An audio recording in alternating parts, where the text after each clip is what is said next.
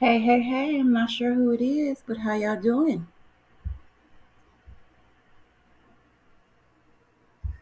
Mm-mm.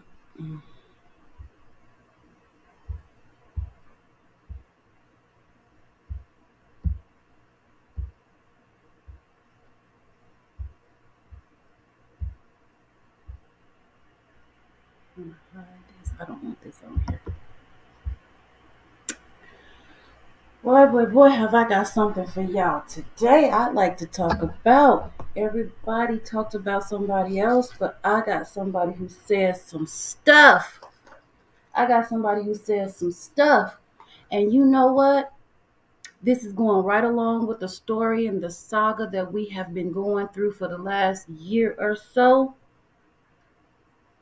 And this point that has been made that did not get half the attention that it should wrap this saga up if people would pay attention.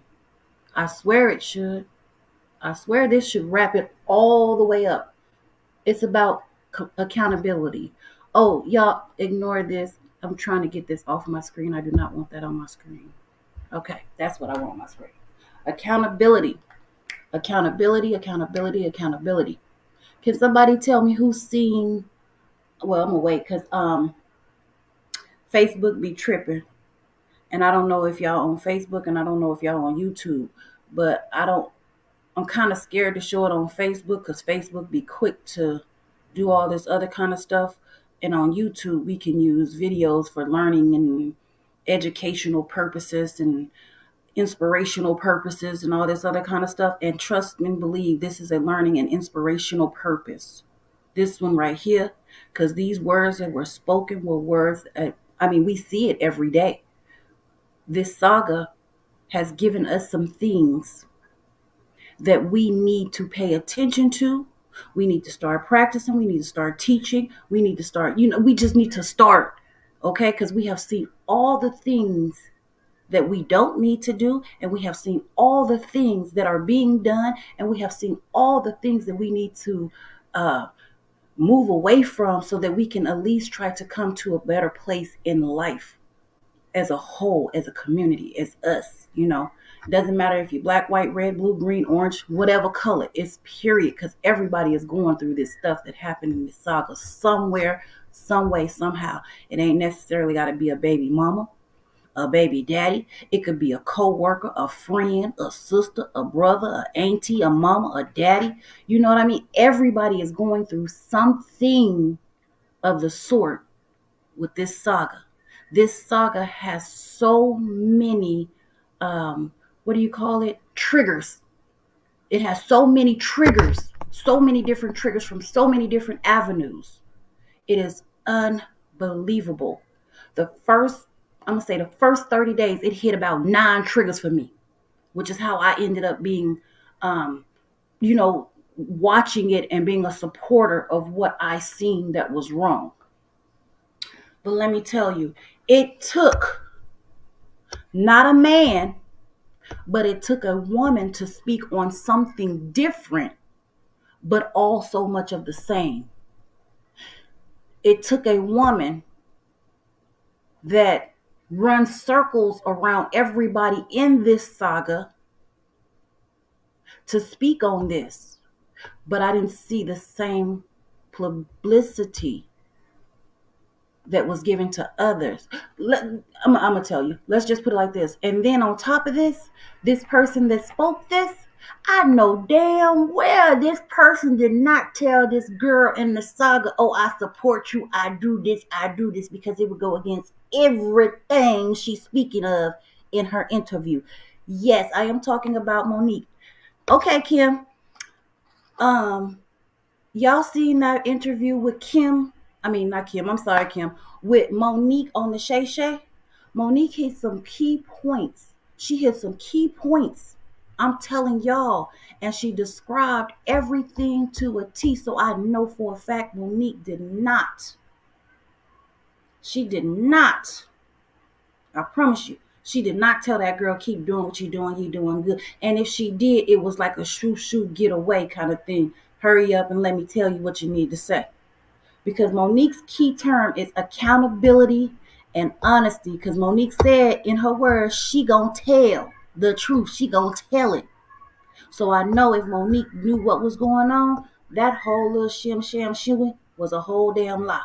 Oh, but anyway, just in case the rehab called me out, they put me on some kind of bullshit list. Excuse my French if anybody is in here.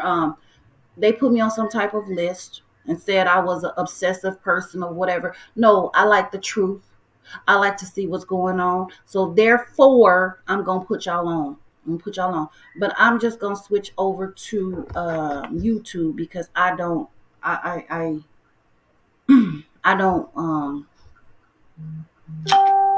don't want to be Facebook. You know, Facebook got this man. They be tripping. They got that thing where they oh Jesus.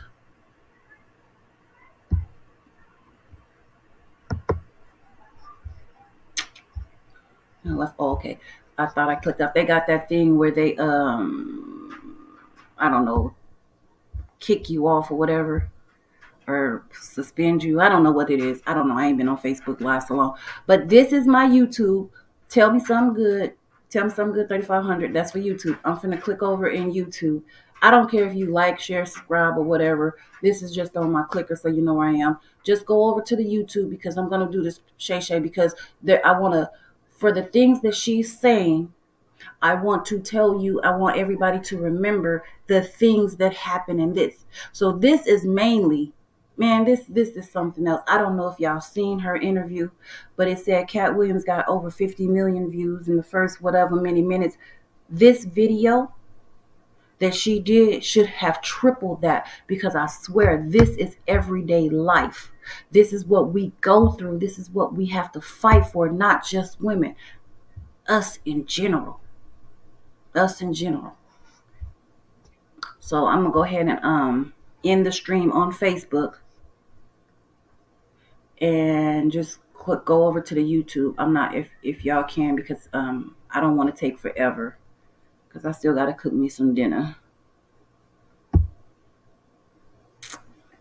Okay, so I'm leaving off of Facebook. I'm going over to YouTube. I'm gonna end this stream on Facebook.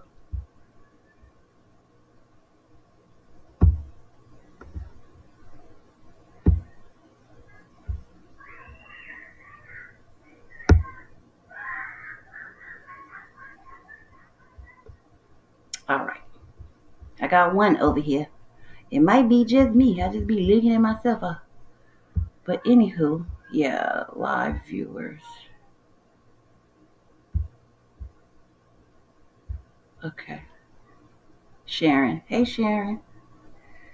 Oh, she gave me a like. Okay. So,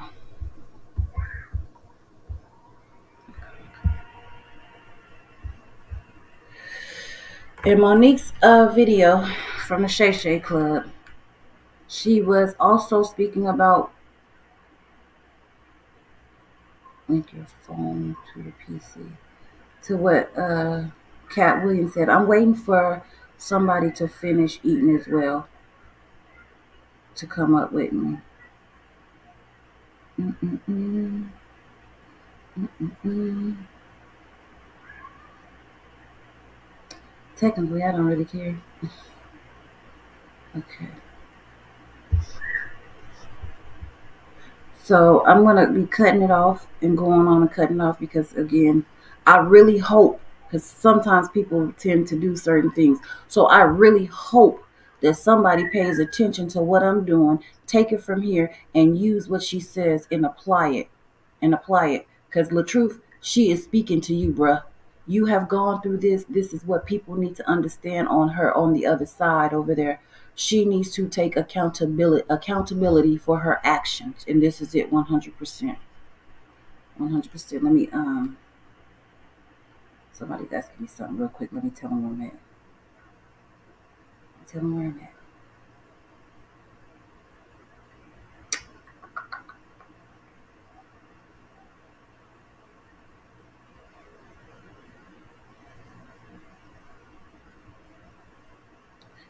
I know I have mostly everybody is on my Facebook. I don't have no followers because I don't really do it. Only I do both of them.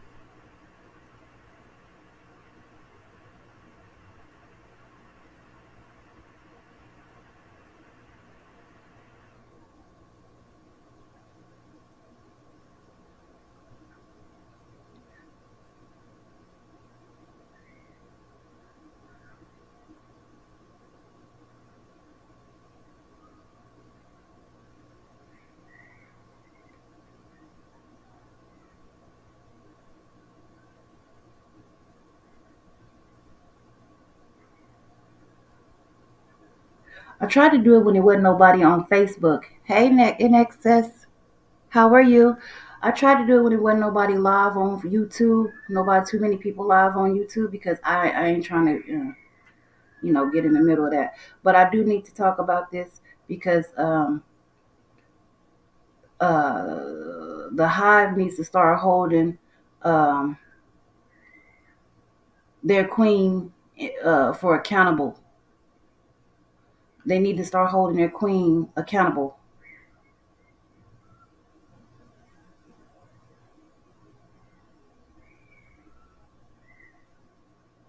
Liars need to be held accountable. I'm coming right now. Liars need to be held accountable. So, mm, mm, mm, mm.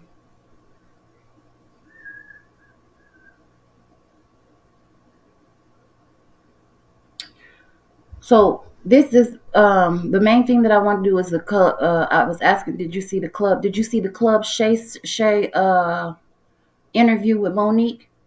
Everybody was so amped up about Cat Williams' interview, but they didn't realize Monique has been through some devastating stuff, so she lived it. And I was watching it, and the things that she was speaking, oh my gosh, if they is not outline, see, yeah, that was a good interview. If they are not outlining what this man is going through, so many of them points hit not only with him, but for us in every day. Every day we live through this stuff. And people don't even see this. So this is for educational learning purposes, whatever that code is. I am not trying to steal nothing. I do not get paid for no videos. I am not monetized. But maybe if I start saying something about it, other people will see this, see the video, and start to thank you, Sherry. And start to I'm on other people will tune in and start to pay attention to it. You know what I mean? And start talking about it. I think he's still on. I gotta tell some there's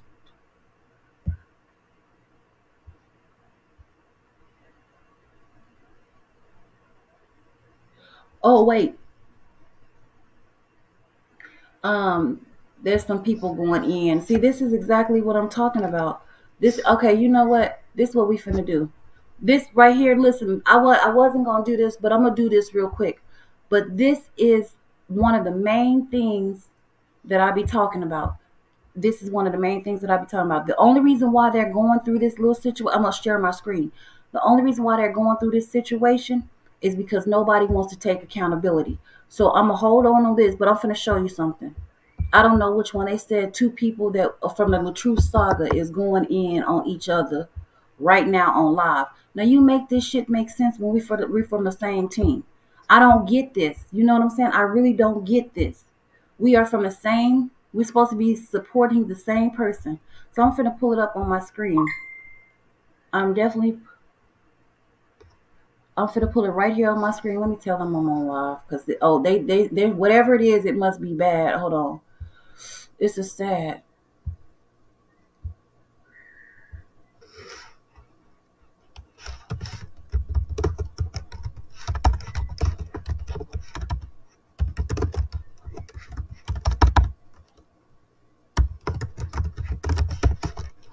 I'm telling them to come over here because I'm not even gonna.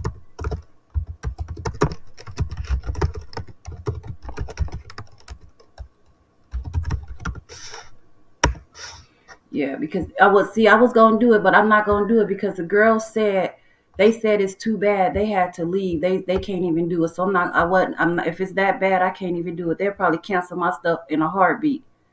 So I'm just gonna pull up what I was doing and finish what I was doing because I really this is some stuff that really need to be seen. I don't want to share my screen. Hold on. I don't know what's on my screen.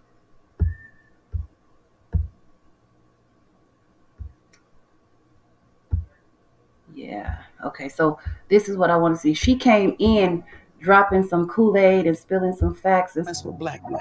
My grandmother told me something. This is just the end of the. I've been allowed to share a gift because that's what it is. Hold on. A Golden Globe. She's a British Academy Film, Theater, and Arts Award. She's a Scripps Howard Guild winner, NAACP Image Award winner. She's been nominated for a Primetime Emmy and a Grammy. She's a talented host, executive producer, writer, and an author, a versatile entertainer, a famed Hollywood star, a powerful name in the industry, a veteran stand-up comedian, a mother, a wife, a legend. The one, the only, Monique. Wow. Wow. Before I say no one does that better, baby. Do it again. I just want to say this. Shay Shay is the king. Say all that again, baby. Shay Shay is the king of. Hello, welcome to another episode of Club Shay Shay. I am your. He is the king. Oh, come on now, put them there. He's the king of introductions. That man can give an introduction to our brothers and sisters like no other. I just want to give that shout out to Shay Shay. Club Shay Shay is the king of introductions for our people. He lets you know. He just lets you know. I just want to say that. Now I'm going back to our video, y'all, because this is crazy. Okay. Damn, pause down and read all that again. I want to fast forward. Oh, brother, thank you. She just you stop by. I want to toast you for your amazing, amazing career. Not only in front of the camera, but behind the camera and your stand-up career. Monique, thanks for stopping by today. Thank you for having me. Why is this doing my brother Shay Shay? Thank you. Better drink some water after that one. Okay. I don't know. Okay. Who? Yes, indeed. Let me just say this before we start. Yeah. Okay, this right here. Yeah. I'm gonna talk right to the sisters. Maybe it's set up so I can't do that. Get you right there.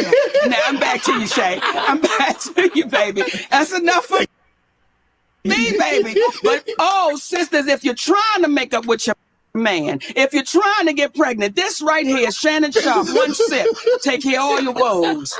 Woo, baby, that thing right there. Okay. Monique, when you hear everything that I read on the card, what goes through your mind when you hear that? What goes through my mind when I hear you read that? I'm humbled by that. I'm grateful for that. I've been allowed to share a gift because that's what it is. But when you start reading that, there's a part that says, who is he talking about? And there's another part that says, I'm grateful that I was able to put that work in to achieve those things, but all with humility. You said we were talking about. Key point. She's grateful, but all with humility, meaning she doesn't take it for granted. She doesn't assume that she made it. Or as the girl says, I been made it. You know what I mean? She's done none of that. She receives it all with humility. She's grateful. Carol, you said, I want to get something. There's something I want to share with you, and I need to get it off my chest early. Because that's why I'm looking at you now. Like, why are you going into that? Because I told you we could not talk till I dealt with you. Okay, listen. Okay. So let me say this to you. The day I watched Skip Bayless lose himself with you, and that's what he did. He lost himself. And when I watched Skip Bayless say to you, put them goddamn glasses back on, boy. Now, I know he didn't say goddamn and boy, but that's what everybody heard. And I was waiting for you to snatch his ass across that table, baby, and give it to him. I was like, Shannon, this is the perfect time. I don't condone violence. Right. I don't say be violent. But that day, I was in my feelings for 2 days. Me and my grandbaby could not watch you for 2 days. And my husband had to say, Mama, let's talk about this. Look at Shannon Sharp. He retired in 2004, but he could still get on that field and run touchdowns, tackles, everything. Had he snatched Skip Bayless across that table, he would have died in Shannon's arms that day. Right. So Brother Shay handled that right. Now we can talk. Okay. I just had to get that off of me because I know everybody around the world heard what I heard. Did you hear what they said, what she just said? We didn't see the interview that he did where the boy told him, put your glasses back on. She says that if it had been her, she was like, she would have went across the table or whatever. Shay did not handle it like that. Now I want you to listen to the reasons why he did not handle it that way and understand that he thought thoroughly of his actions and his repercussions before he chose to react. Now, doesn't this sound familiar to someone in this saga? They think about things before they react when someone is disrespecting them or coming at them. So I'm going to rewind a little bit what she said, Clip Bailey or somebody said to her.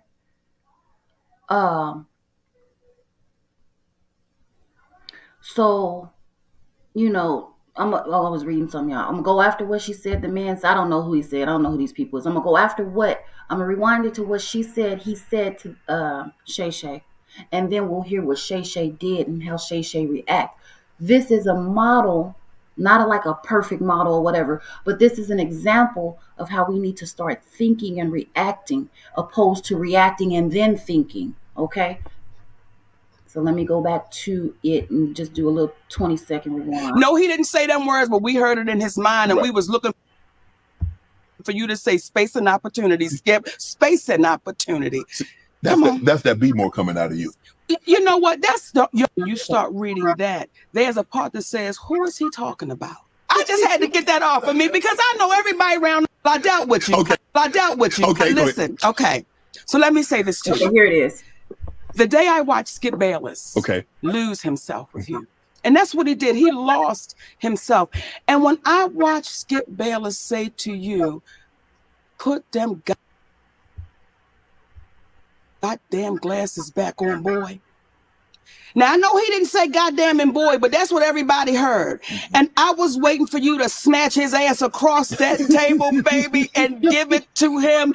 I was like, Shannon, this is the perfect time. I don't condone violence. Right. I don't say be violent. But that day, I was in my feelings for 2 days. Me and my grandbaby could not watch you for 2 days. And my husband had to say, Mama, let's talk about this.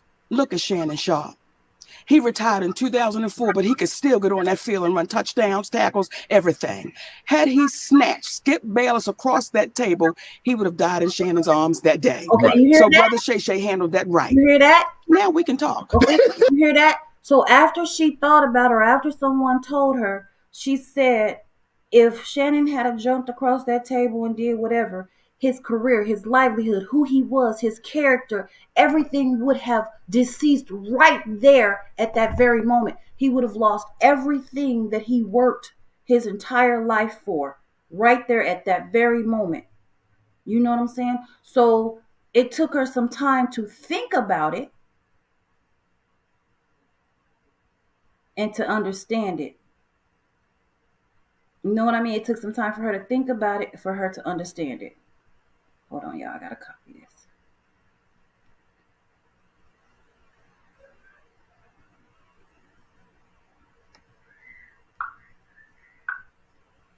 Okay, so now that's point number one. As young people in our generation, this is something we must start doing because right now everyone is currently acting and thinking, and they don't think until they get caught or till they see the person lying on the ground or till they realize that what they have done cannot be undone. So he thought about it. No, she thought about what he did and why he reacted that way, and said that had he had reacted the way that she thought he should have at that very moment because of the disrespect, he would have been deceased in his arms right there. That means his career, everything he worked for, everything he built, just everything he could have been. Today's platform of how large it is would have not existed.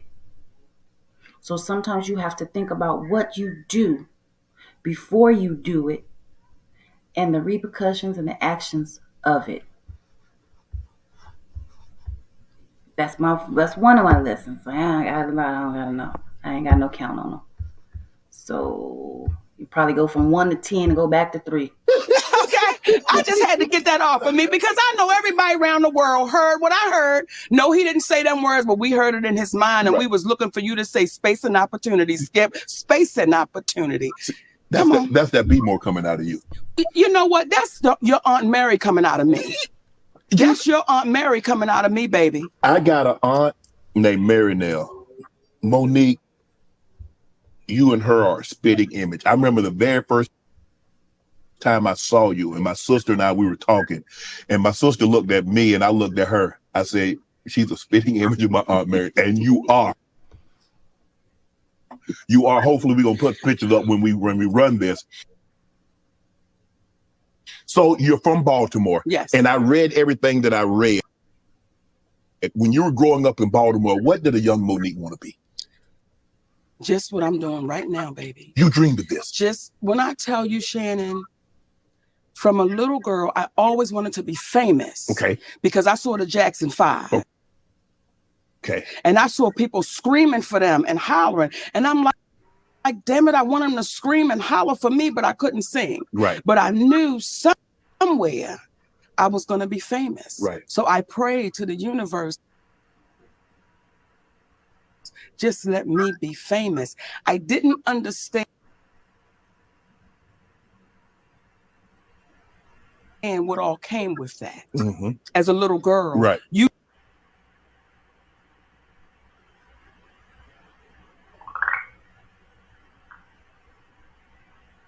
just see the lights, the glamour, the glitz, and you fall.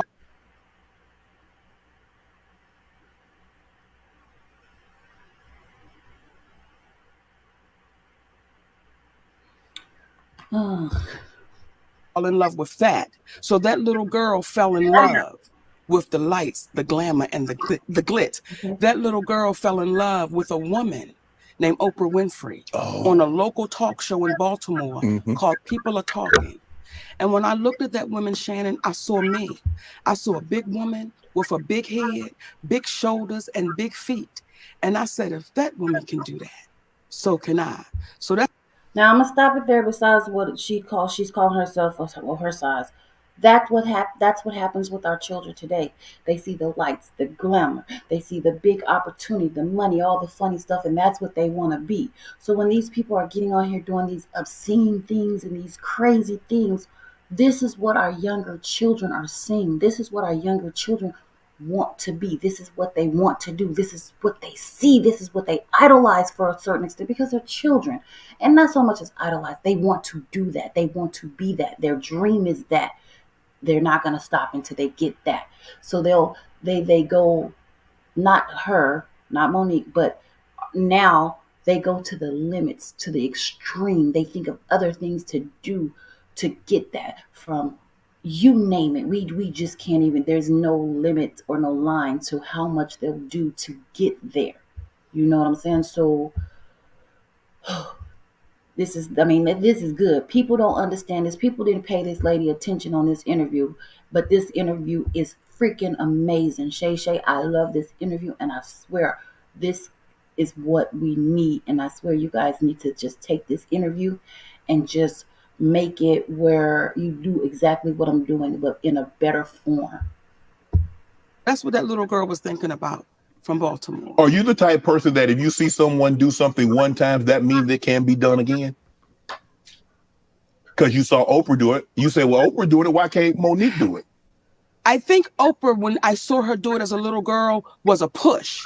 However, had I not seen Oprah, my dreams would have still been my dreams. Okay. But when you see somebody that's inside of that space, because how many big black women are on TV even now? Correct. So back then, you didn't see any big black woman on TV that was doing it.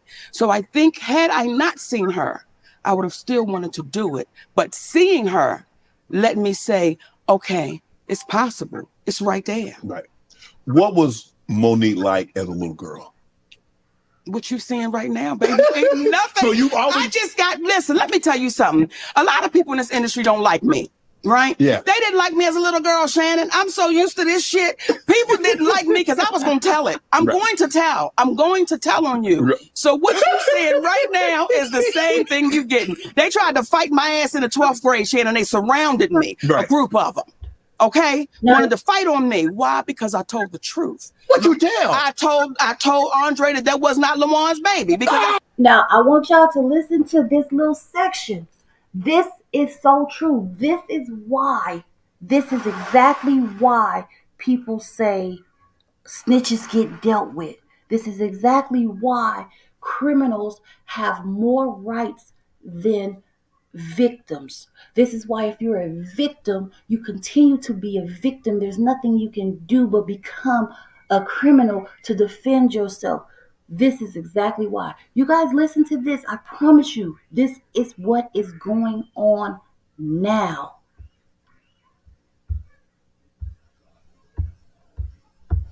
Oh, come on, Mo. That's what Lamont. That ain't your place. Let me tell. Wait a minute, Sugar. You gonna calm yourself down?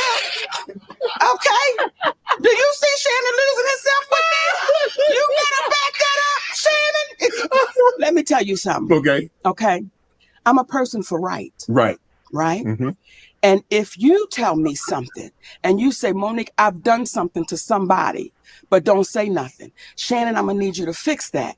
Because if you don't fix it, I'm going to have to tell that because it's wrong. So when she tells me this is not his baby, but I'm going to tell him it's his baby, I can't let you do that. That's not right. Wow. So what I stand for is right. And I think where we run into a problem in our community, I don't think it's in our group, we get so caught in, well, that's not your place, but you see wrong happening, right? Mm-hmm. Right. So when you see wrong happening, what you do? Do you just stand back and say, that ain't my business? Or do you look and say, well, I knew that wasn't his baby. Now the baby 21 years old and he's trying to find his father. Mm-hmm. What you gonna do? I'm asking you, what you gonna do? Well, honestly, Monique, if somebody say, well, Shannon, I'm going to tell you something, and I'm going to tell you this in confidentiality, and I don't want to go any further than me, you, and this table. Yes. It stays with me, him, and the table. Well, let me say this. Because I'm going to go back and forth with your ass, okay? I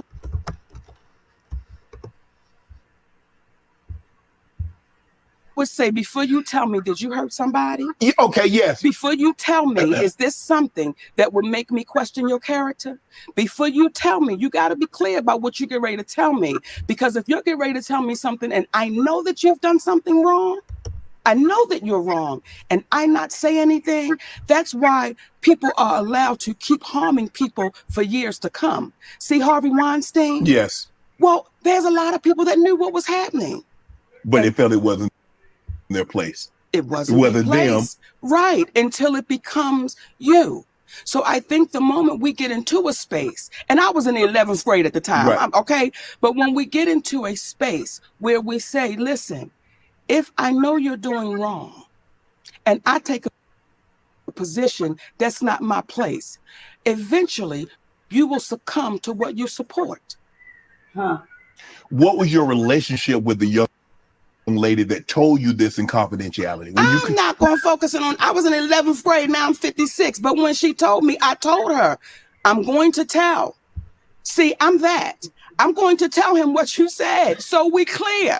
I'm going to tell him what you said because that's not right. Oh my goodness. Mo? See, I think that's the problem that we're dealing with right now, Shannon. Okay. When we know something is wrong, everything Cat Williams sat here and said, right. We all know it to be the truth. However, we get so caught up in, well, I ain't gonna say nothing. Right. Well, can you believe he said it? Or can you? Or it's the messenger. It's the messenger, baby. We get so caught up in the messenger that we'll overlook the message. People have a hard time hearing a 5'5" giant tell the truth. People have a hard time with a Black woman over 200 pounds tell the truth, because people that look like us, we should just be grateful. we got invited to the party. Right. We should just. Now, she's speaking on Hollywood and all this other kind of stuff. But this goes all the way to us people who are not famous, us people who are not rich, us people who work super hard every day for everything we get. And you have someone who takes your things, who steals your things, who tricks you out of your things. But if we say something, or our neighbor says something, or somebody does something to your kid, the neighbors aren't going to say anything. Your friends aren't going to say anything because it ain't none of their never mind. But they don't feel that it's their never mind up until it happens to them. And it just continues the cycle. It continues the cycle while criminals get off scot-free and we suffer with the hurt, while we become angry, bitter, vindictive, evil, violent, all of this. This is one of the reasons why this just continues to happen. Be grateful that someone paid us attention. Nobody wants to take accountability for their actions. They want to do something and hide their hands. As they say, throw stones and hide their hands. And you better not say nothing either. This is why the criminals have taken over. This is why bad people have taken over. This is why people can do things to other people who are innocent and nothing happens to them. And then we want to be mad at the person who it's happening to because they can't do anything. Well, nobody else is trying to do anything and they're seeing it. Nobody else is helping. Nobody else is going to this person and doing this and doing this. Nobody's doing that, but they expect for the victim to be victimized all over again. Because what's the main thing they're going to say? Do you have any proof? Do you have any witnesses? Well, how do you know? It's their word against your word. Come on, people. As a community, we have to speak up and help one another if we want this circle to stop. But of course, no, because guess what? That's called snitching. Remember that. Remember that. It's always called snitching. I've dealt with that my whole life. I've dealt with that. Mm-hmm. So when you get to a space where you say, listen, I want to be free. I want to be free. Mm-hmm. I don't want to walk around intimidated, scared, fearful. What might happen? What they going to say? What they going to do? If it's your story and it's the truth, tell it. Tell it.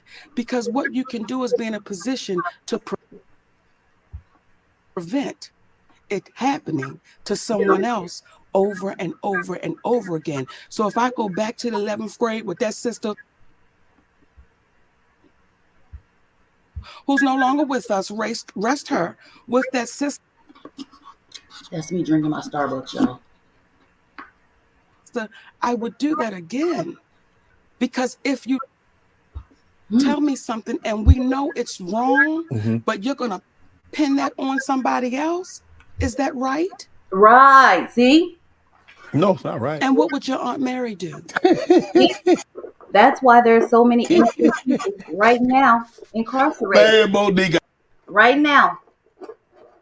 But it doesn't matter unless it's your family member. If it's your brother, your uncle. You're not answering my question. What would your Aunt Mary do? Look at that face. Well, she gonna tell it because you gonna tell anything anyway. So they probably know not to tell her. But that's why you love Aunt Mary. In the olden days, remember that old people?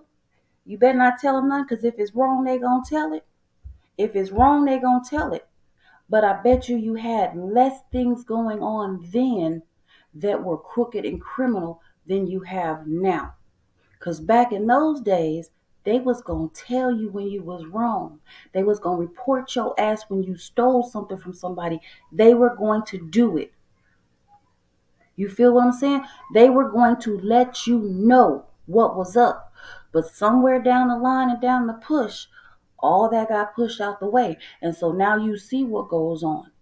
You could be standing in a corridor full of people. Somebody can come and take your shoes, your wallet, your purse, your watch, your chain, whatever. 15 people can see it. Ain't nobody saying nothing. Watch the first 48. Look at all these people getting hurt, harmed, and everybody knows who does it. But look what happens when they come and say, who did this, so we can take this person who did this away. Nobody knows anything. So this not only happens to us in real life, This happens in Hollywood, as she says. This happens to them. So that's why I love this, because she is speaking some real truth, and it goes so far. It's applied for everyday life. This ain't the only. It goes. This video goes along. Mary, because Murray kept it in check. Yeah. Even though you didn't want to tell her, Right. she was going to tell that baby, you know, that's not your daddy. Right. We're not going to play like that. You love Aunt Murray. I do. The uniqueness of your name, M-O hyphen. Most of the time, Monique is a singular. It's not M-O hyphen. What was that like? Because people say, oh, you're trying to be different. You're trying to be bougie. You know good well you spell your name Monique like everybody else spelled Monique. I do. That's my stage name. When I'm not on stage, my name is M-O-N-I-Q-U-E. When I'm on stage, it's M-O, the little hyphen, N-I-Q-U-E. That's just entertainment. Did you ever think about changing it to the hyphen? No. On stage is one person, and off stage is somebody different. And sometimes we get the two mixed up. Right. Does that not sound like social media in the life that we live today? How people cannot differentiate between social media and their real life. This is why relationships don't work. This is why there's internet beefs, where people take things that are on the internet and apply them to real life and harass people and fight people and unalive people off of social media. Social media is a form of entertainment. So you need to be able to differentiate between your entertainment self and your real life self. So everything that happens on here, when you close that computer and shut that computer down and you walk outside your front door, none of this should be taken off. So you shouldn't be attacking people outside of this. You shouldn't be calling people jobs. You shouldn't be calling hospitals. You shouldn't be keeping children away. You shouldn't be unaliving people. You shouldn't be trying to fight. None of that stuff should be happening. So what's going on in the minds of these people that they cannot differentiate between entertainment and real life?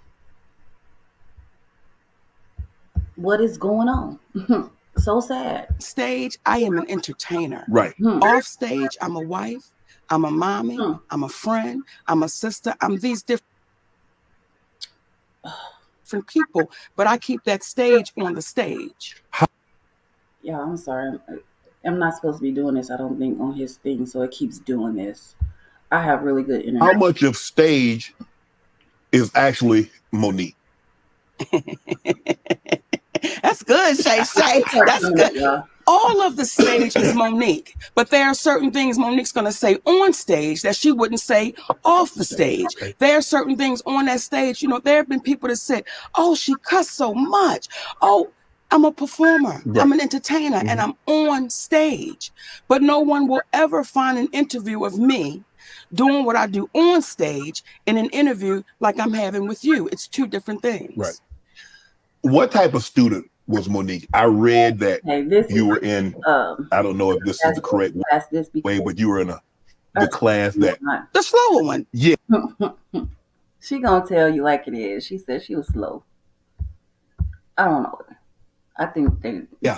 Yes. Yes. Yeah, you had a... Say it, baby, now. I want you to say want me it. To spell it out. How about this here? Hey. You got 2 naps. You got 2 recesses. Okay. You stay in the same class. Okay, but I did not wear a helmet. Okay. Now, since you want to go there, I did not have to wear that helmet, baby. So, yes. Mon, as I sit here with you today, you didn't all of a sudden become this advanced. Why were you in that class? Okay, listen to this. I'm not going to play with you, Shannon.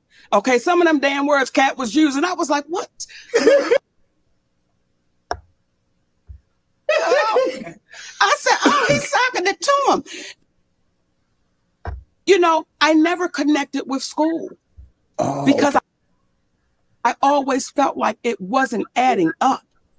So when you're trying to teach me about the Boston Tea Party, but people that look like me is at the bottom of the boat, I can't connect to what you're saying.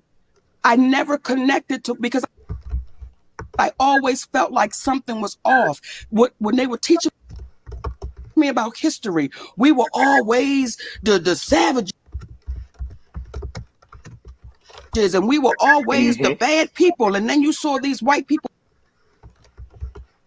be all the heroes. And as a little girl, I said, something's not adding up. So I don't look at that as a bad thing. I just didn't connect with it. It made no sense to me. So you never had a problem with the learning, but the disconnect was what they was teaching and what you actually saw. You like, what you teaching me is not what I actually see.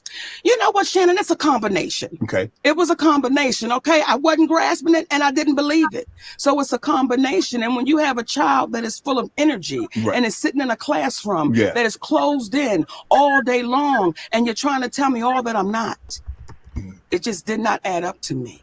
It just did not make sense to me. So there's no shame to it. When people say, was you in the soul class? Yeah. You know, we colored. So when you... Hey, baby, we colored. But don't overlook what you don't think is the package supposed to be. Right. See, again, we come back to the messenger. Nobody thought that I would be. And I'll go to my family. Like, nobody thought, not the fat one. She's not going to be the one. Not her. So I've been used to people doubting and counting me out. And for me, as that little girl, it's like one day, and that one day is right here. Even your family. So how was your family? How was your brothers and sisters? Because I mean, look, I got a brother and sister, and you know, we joke with each other, and I could imagine if the situation were, if one of us was in those class, oh, we gonna get them jokes off, Monique. It is what it is. No one paid enough attention. Really? Like, no one paid enough attention, because though we lived in a household together, we were very individual. So no one even paid attention to what was. I'm gonna pause right there. What do you see when you see some of these influencers who are on the internet 24/7, who have children, multiple children? If the children are not taking care of their siblings, what do you see happening with these children? Do you see the parents interacting with them? Do you see them doing things as a group on a regular, or only when it's for the video? What do you see? All you see is these children sucking in this extra stuff that their parents are doing to try to be the next big thing on the internet. So this is filling their little minds with, oh, I want to be just like her. I want to do this, or I want to do this. So all we're doing is, guess what? Raising monsters instead of children. We are setting the tone for raising monsters. Now, mind you, all children are beautiful, and you know, we already know that. But there is a difference between a child and a monster. We see it every day. Trust me, I've got lots of content, as they call it, or videos, or whatever you want to see, about children who are doing the most horrific things right now today, from the age of 2, 3, 4, 5, 6, 7, 8, 9, 10, all the way up. These children are doing the worst things you could ever imagine. And it's sickening and scary. But anyway, this is why. As you see, they had a house full of brothers and sisters, parents and everything. Nobody was together. She was slow in slow classes, resource classes, or whatever you want to. Nobody paid attention to it. All they saw her as being the fat one. Can you imagine being a child growing up as the fat one? You're struggling in school. You got the school, kids at school teasing you. You got the teachers talking down to you. You got your parents not paying you any attention. You got brothers and sisters talking about you. Can you imagine being a child in that household or in that life? So when she saw Oprah on TV, this is what she decided she wanted to be like. So I can understand further along in the video the hurt that she felt at a certain point. But this is how she fantasized being. If she can do it, I can do it, because she looks like me.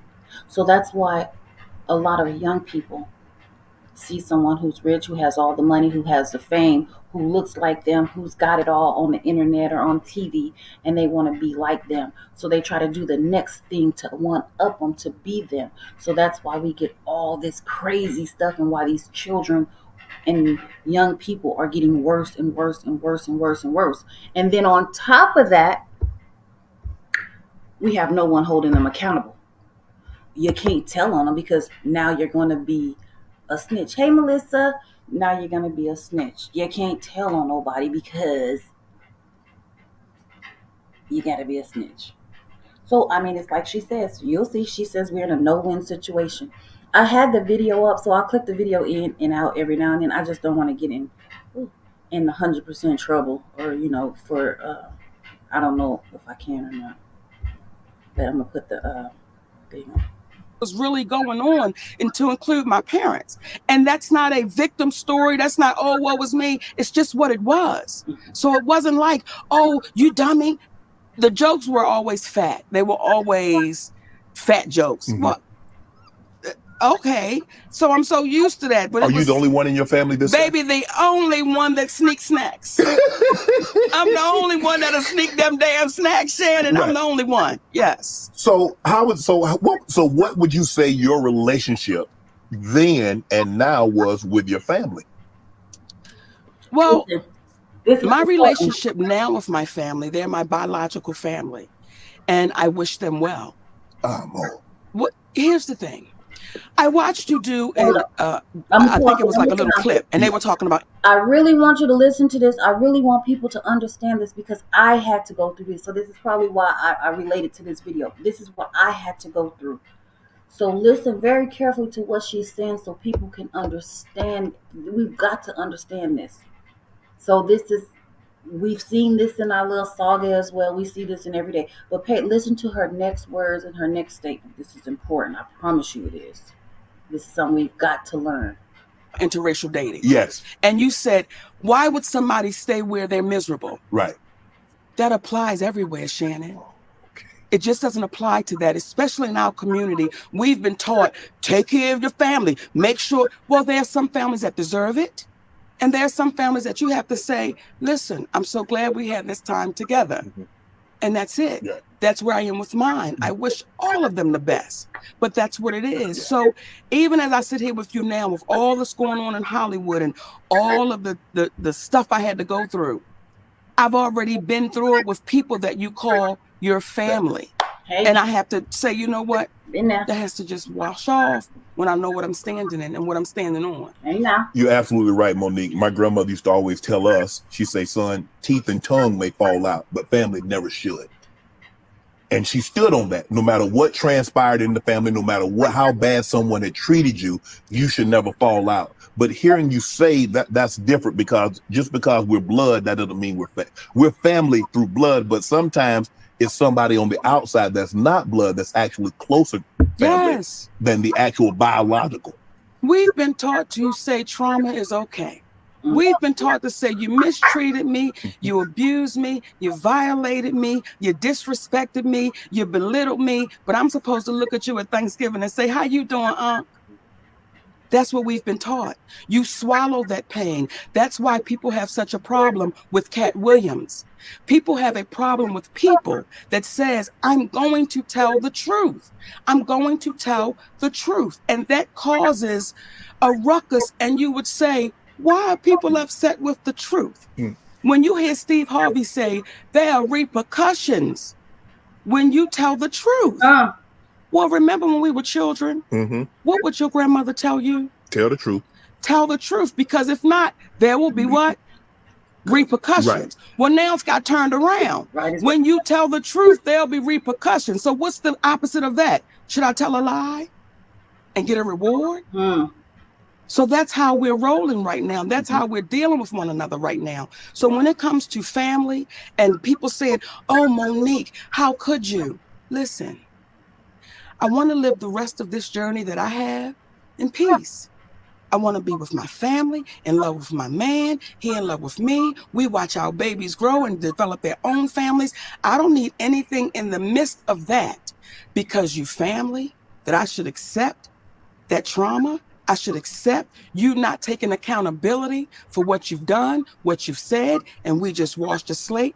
That's why we're in the position we are now as a community, as a Black community, as a community in entertainment. Everybody's been so afraid to say, look what they did to me. Look what they said. And it's like, oh, well, listen now, we don't want to ruffle no feathers, especially if the messenger doesn't fit what people should think the messenger is supposed to look like. Right. And we keep repeating history, Shannon. Is it a situation, Monique, where people look and say, well, you made it thus far, well, it couldn't have been that bad? Because if it has been as bad as you say it is, Monique. This part doesn't. She's going to go back so far she's going to go back further of how the cycle keeps repeating itself. And this is so true.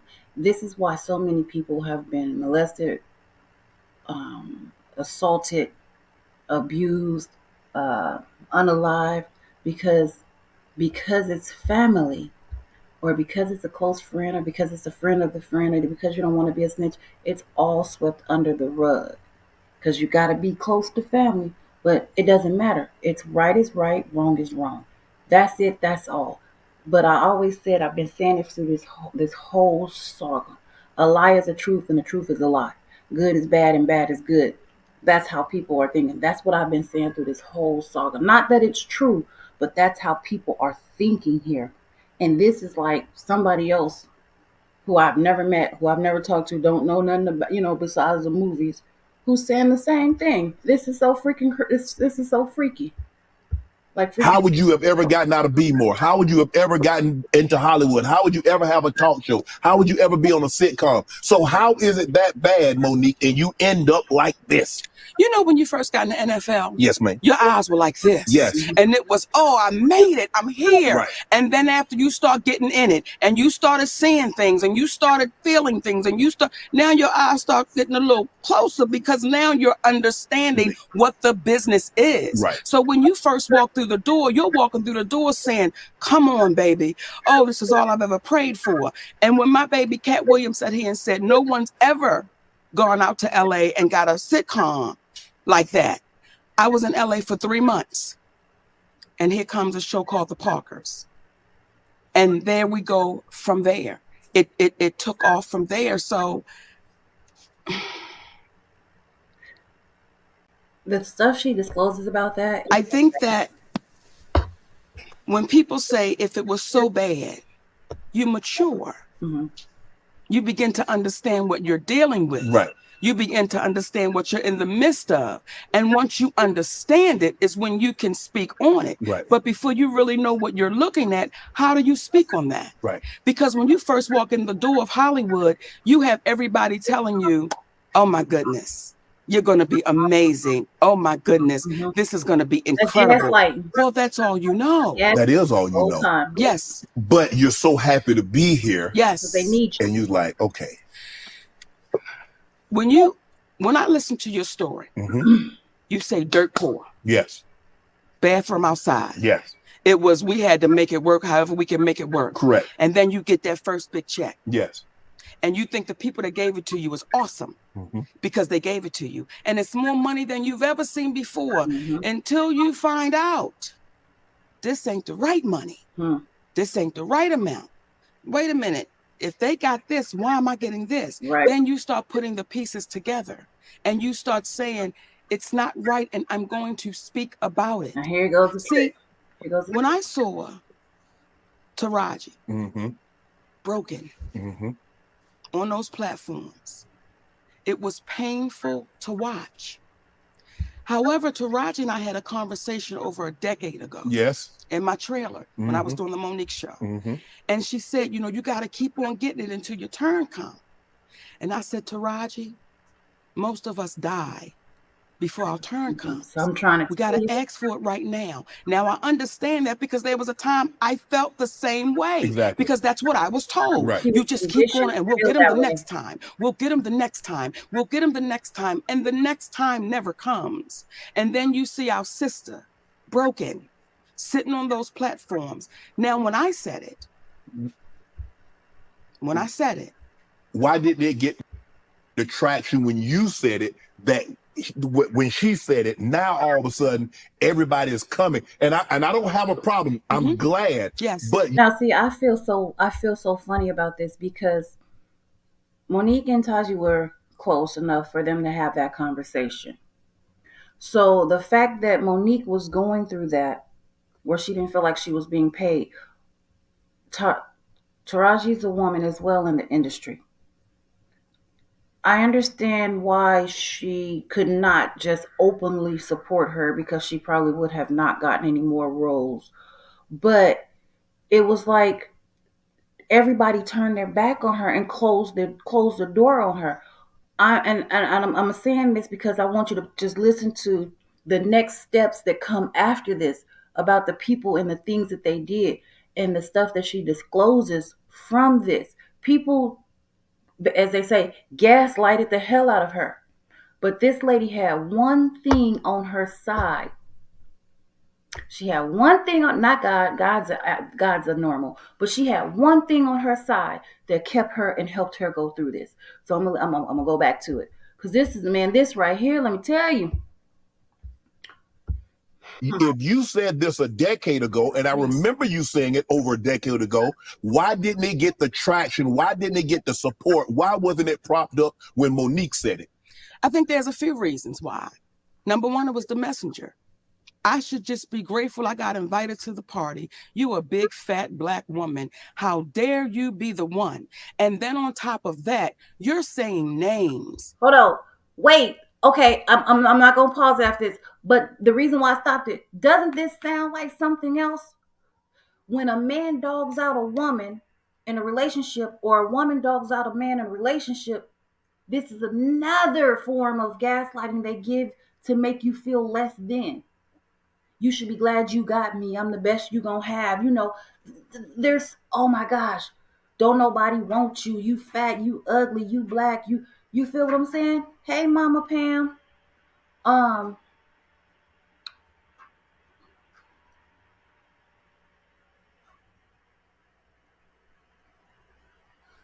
Mama Pam, you could have said hey before you came in dropping all that stuff, love. I wouldn't have minded. Jeez. Anywho, but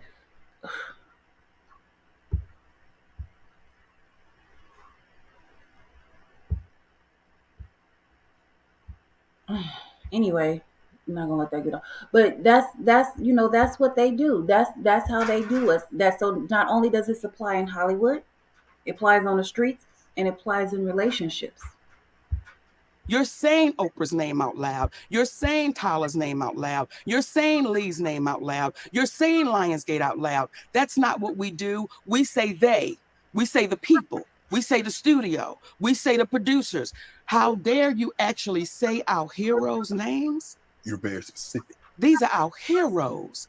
How could you say their names out loud? Because they're the ones that did it. And if I don't say it out loud, now you see a woman that is swallowing that pain, that is so stressed out.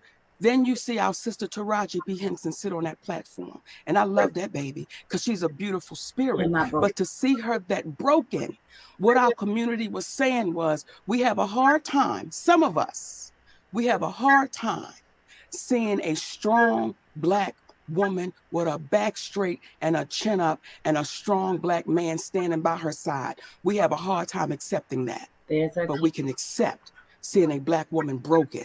Now it's really serious because she's falling apart. Our community had a hard time with those two things. And when I would hear people say, why is her husband there? Why is he there? It's a sad day when we're questioning why a black man would stand with his black woman. That's why. So when you hear black women saying we're the most undervalued, disrespected, underserved, mistreated, violated, exploited, we get all of that. Then you see a black man standing with his black woman saying, not on my watch. And you hear some black men saying, why her husband gotta be there? We're in a sad state of affairs. Absolutely. When we begin to question She's just speaking Black love and Black unity. Yep, the up and coming. So they didn't want to hear me, some of them, because of what I look like, because I spoke about their heroes, and because they saw that man standing right there strong. Right. And look, Did they question the validity, because we had never seen this before. Not so public, not so present. Yes. Okay, I'm gonna pause that. Now, that's the same thing that's happening to LaTruth. They don't want to look at the truth because she's so pretty. She's a woman. So it can go both ways. So she's not, she's speaking about her situation, but I'm just trying to take it and show how it's affecting us in everyday life. In this situation, the wife had the upper hand because she was so beautiful. She's so pretty. She's this, she's that. Everybody loved her. She came out playing the victim and made him look like the bad person. Even though the man was almost not with us anymore, he was weak. He was the victim. He was being abused. He was doing everything he could. This is from him and from what we've seen on that she showed us, to take care of his family. They don't want to see that. They only see her beauty. That's it, that's all. Because if they listen to the words that are coming out of her mouth, they would say, oh, no, you ain't right. If they made her stand up and take accountability, they would tell her, you need to stop. You're dead wrong. You're dead ass wrong. And you need to stop. You need to apologize. But we'll get to that part too. I'm going to tell you, I told you this interview right here is deeper than what you could ever imagine. Did they question you and his relationship? Me and my husband? Yes. Mm-hmm. When you say question, what it's like? Because they did, but I want to understand what. Because okay, did they think that was your husband, or what? Was he your manager? Because he's been everything. Yes. He's your lover. He's your manager. He's your confidant. Name him. He's the father. Come on, name him. Whatever he's all encompassing. Yes. He's a toolbox with all the tools that Monique needs. Who else had this and dogged him out? And so when I heard people saying that, why is he there? Why does he have to be in every interview? Why does he have to be in the background? Why can't Monique do that? Why not? Why not? Listen, this is why. Why not? And that's when you see, and these are my sisters, but when you see Taraji, when you see Viola, when you see our sisters speaking out, you never see their representation sitting right there with them. Mm-hmm. You never see them saying, listen, we got to fight together. Right. My husband is also my manager, which is my representation. Right. But again, we've been so beat down that some of us have a problem with this black man saying, I'm standing right here strong, right, and I will not flinch and I will not budge.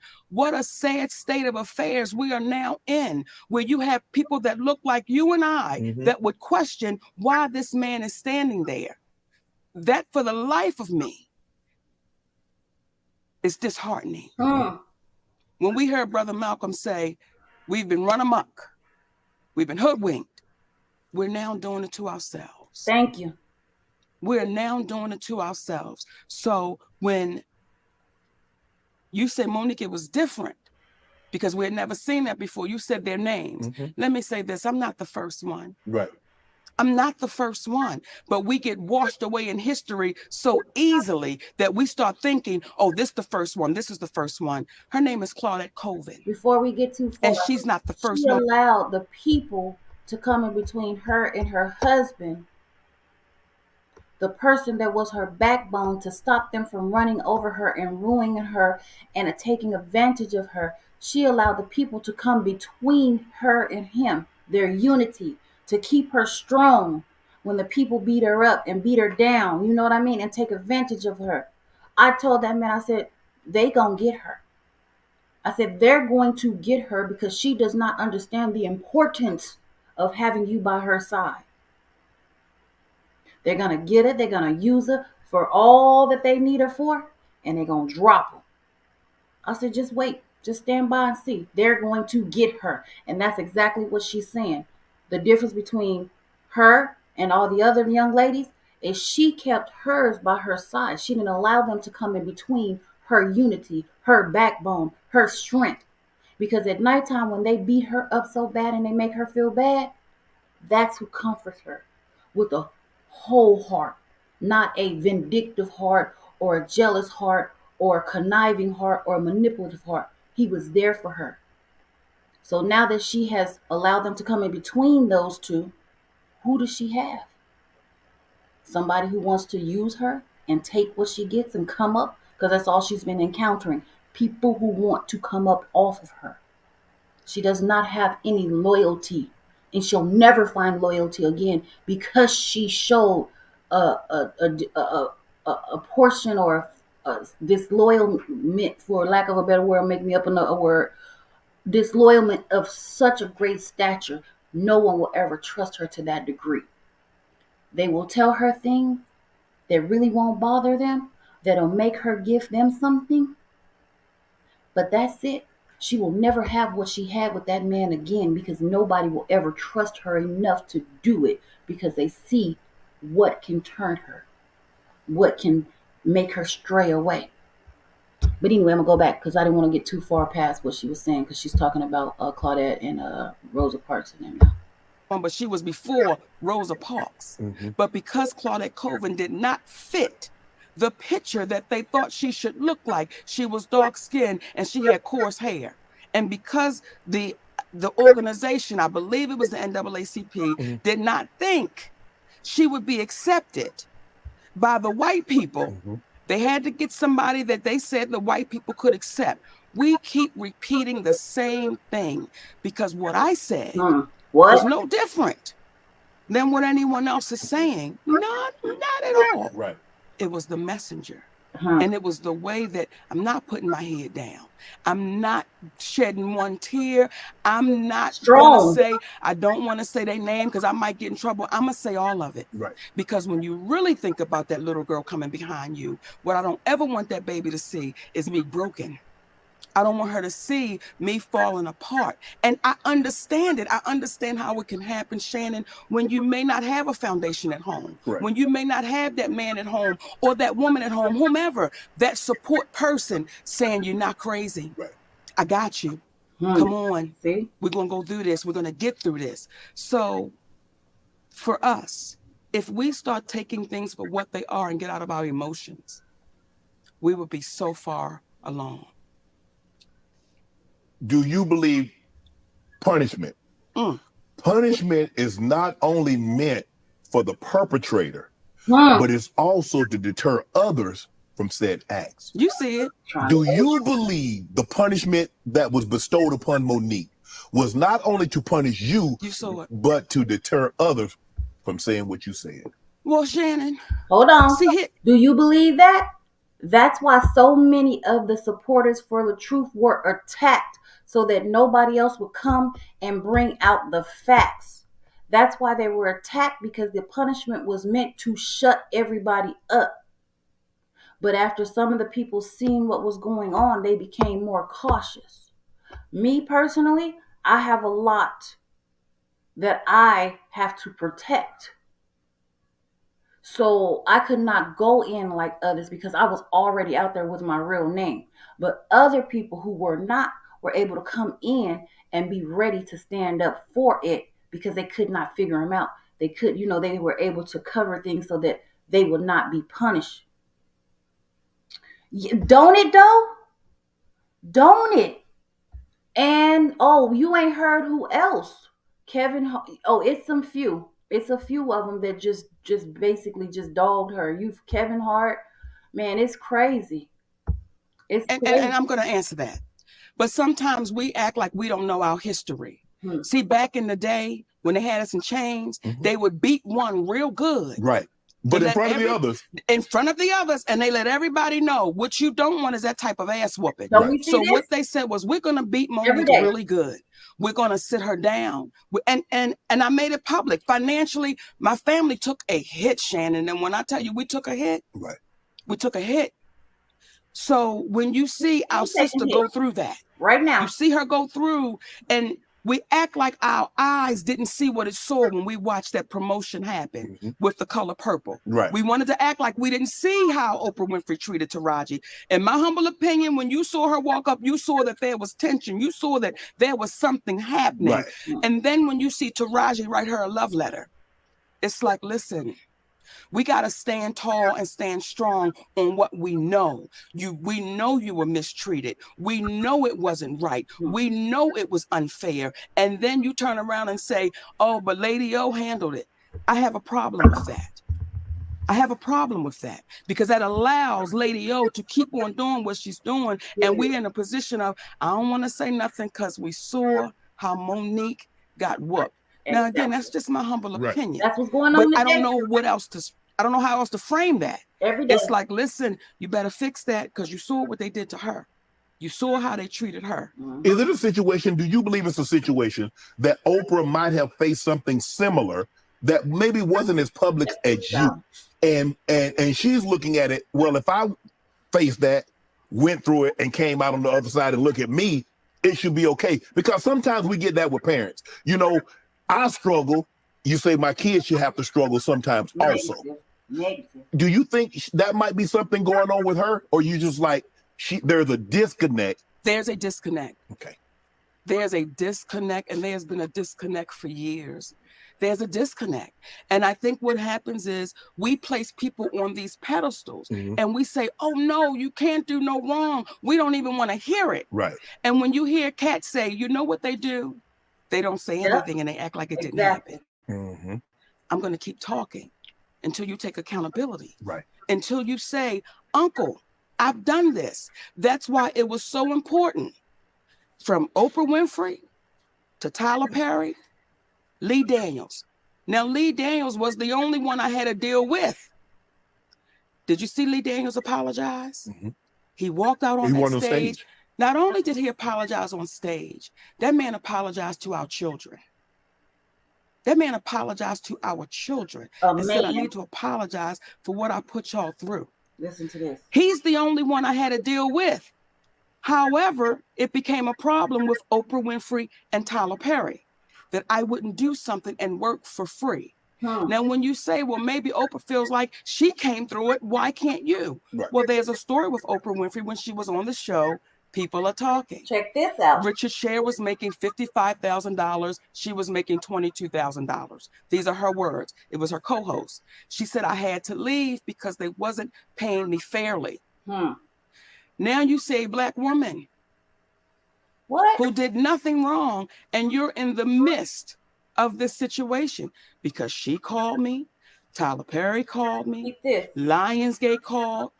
When you were on the phone with my husband, you said, I agree with Monique. I agree with the position she's taking.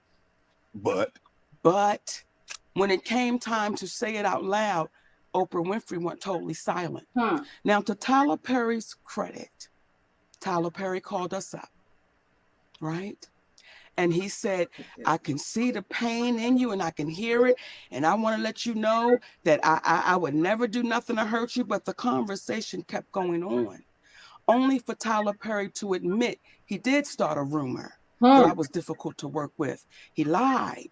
Only for Tyler Perry to admit I was wrong. And when my movie Boo come out, I'm going to say that, right? Now, here's where, when you did that interview with Kat, I could respect how you do it. Because Kat said, you let them people lie in your face. Period. And your response was, Kat, I don't know if they're lying or not. Right. Because I can only take them at their word. At their word. Right? Yes. Well, we sent you the audio of Tyler Perry. I don't want you to take me at my word. I want you to hear his words. And what did you hear that man saying? What did you hear that man saying? Now check this out. Check this out. He said it. What did he say? Listen to this. You know you're not supposed to be recording people. No. Let me back up. Okay. Everything we did was legal. And here's where a Black woman really gets the kick in the ass. Had I not recorded Tyler Perry, then it would have been my word against his. And then on top of that, it would have been, he's so powerful, we can't even pay no attention to that. Right. Well, now I have them on audio, which is legal to do where we live. Right. Okay. Now watch we this. have them on audio. You're gonna make a point. And do you know what some people then said? Why would you record him? Just like you sat there and said, you know what's illegal to do. But did you hear what the man said? I violated you. Yeah. I mistreated you. Yeah. Do you know, Shannon, that's cost my family tens of millions of dollars? Yeah. Over a lie and a rumor? Is he gonna make he's gonna compensate you for that? I want you to look in your camera. Yes. And I want you to talk to Tyler Perry because you heard what that man said. So ask him, will he compensate my family for that? Tyler, will you come on Club Shay Shay and let's have a conversation about the fair compensation for what transpired between you and Monique? You can sit right here and she's sitting right here and you and I can have a conversation. And we'll do you one better. And give me 5 on that, baby. We'll do you one better, Shay. My husband and I'll sit right next to him. See, with this whole situation, and some of the people that Kat talked about, ironically, I have this issues with those same people. There were people that reached out to Tyler Perry on my behalf. Okay. And I was grateful for that. Okay. Here we go. There was Al Sharpton, the Reverend Al Sharpton, civil rights leader. Yeah. I sent him that audio. He listened to it. He said, baby, what that man did to you was wrong, and you're like my daughter. And we're going to have to get him to fix that. Right. We didn't hear from Al Sharpton for 6 months. The next time we saw Al Sharpton, he was on a podium talking about we don't need to fly commercial because we can fly Tyler Perry's private jet. I said, that's why maybe I'm not hearing back from him. Okay. Then we had our beautiful sister, Stephanie Mills. Yes. Okay. Who is, she don't play. Yes. Right? I told her what happened, sent her the audio. Now, I don't know if she listened to that audio or not. But however, she called Tyler Perry. She said, Monique, Tyler Perry does not want to revisit this. Okay, fine. Right. While we're on the phone, Tyler Perry calls her back and says, I will meet with Monique, but not with her husband. Now, you ready for this? Yeah. And then Monique has to apologize publicly to say Oprah and I had nothing to do with messing up her career. But that'd be a lie. Look in the goddamn camera. I thought that was a stage, the way you... Look in the camera. Yes. Because you heard it. Yes. Right? Yes. So when you hear what this man is saying. So I said, Stephanie, tell Tyler Perry, never will I meet with him without my husband. And I owe no apology, so I'm not going to give one. That goes away. Kevin Hart. Now, you know when Cat Williams said gatekeepers? Yeah. Kevin Hart, I do his podcast. Yes. And I want y'all to re-listen to the podcast so you can hear it for yourself. When he first comes on, he says, you're like my mother, you're like my aunt, you're like my sister. Okay? Then we do the podcast.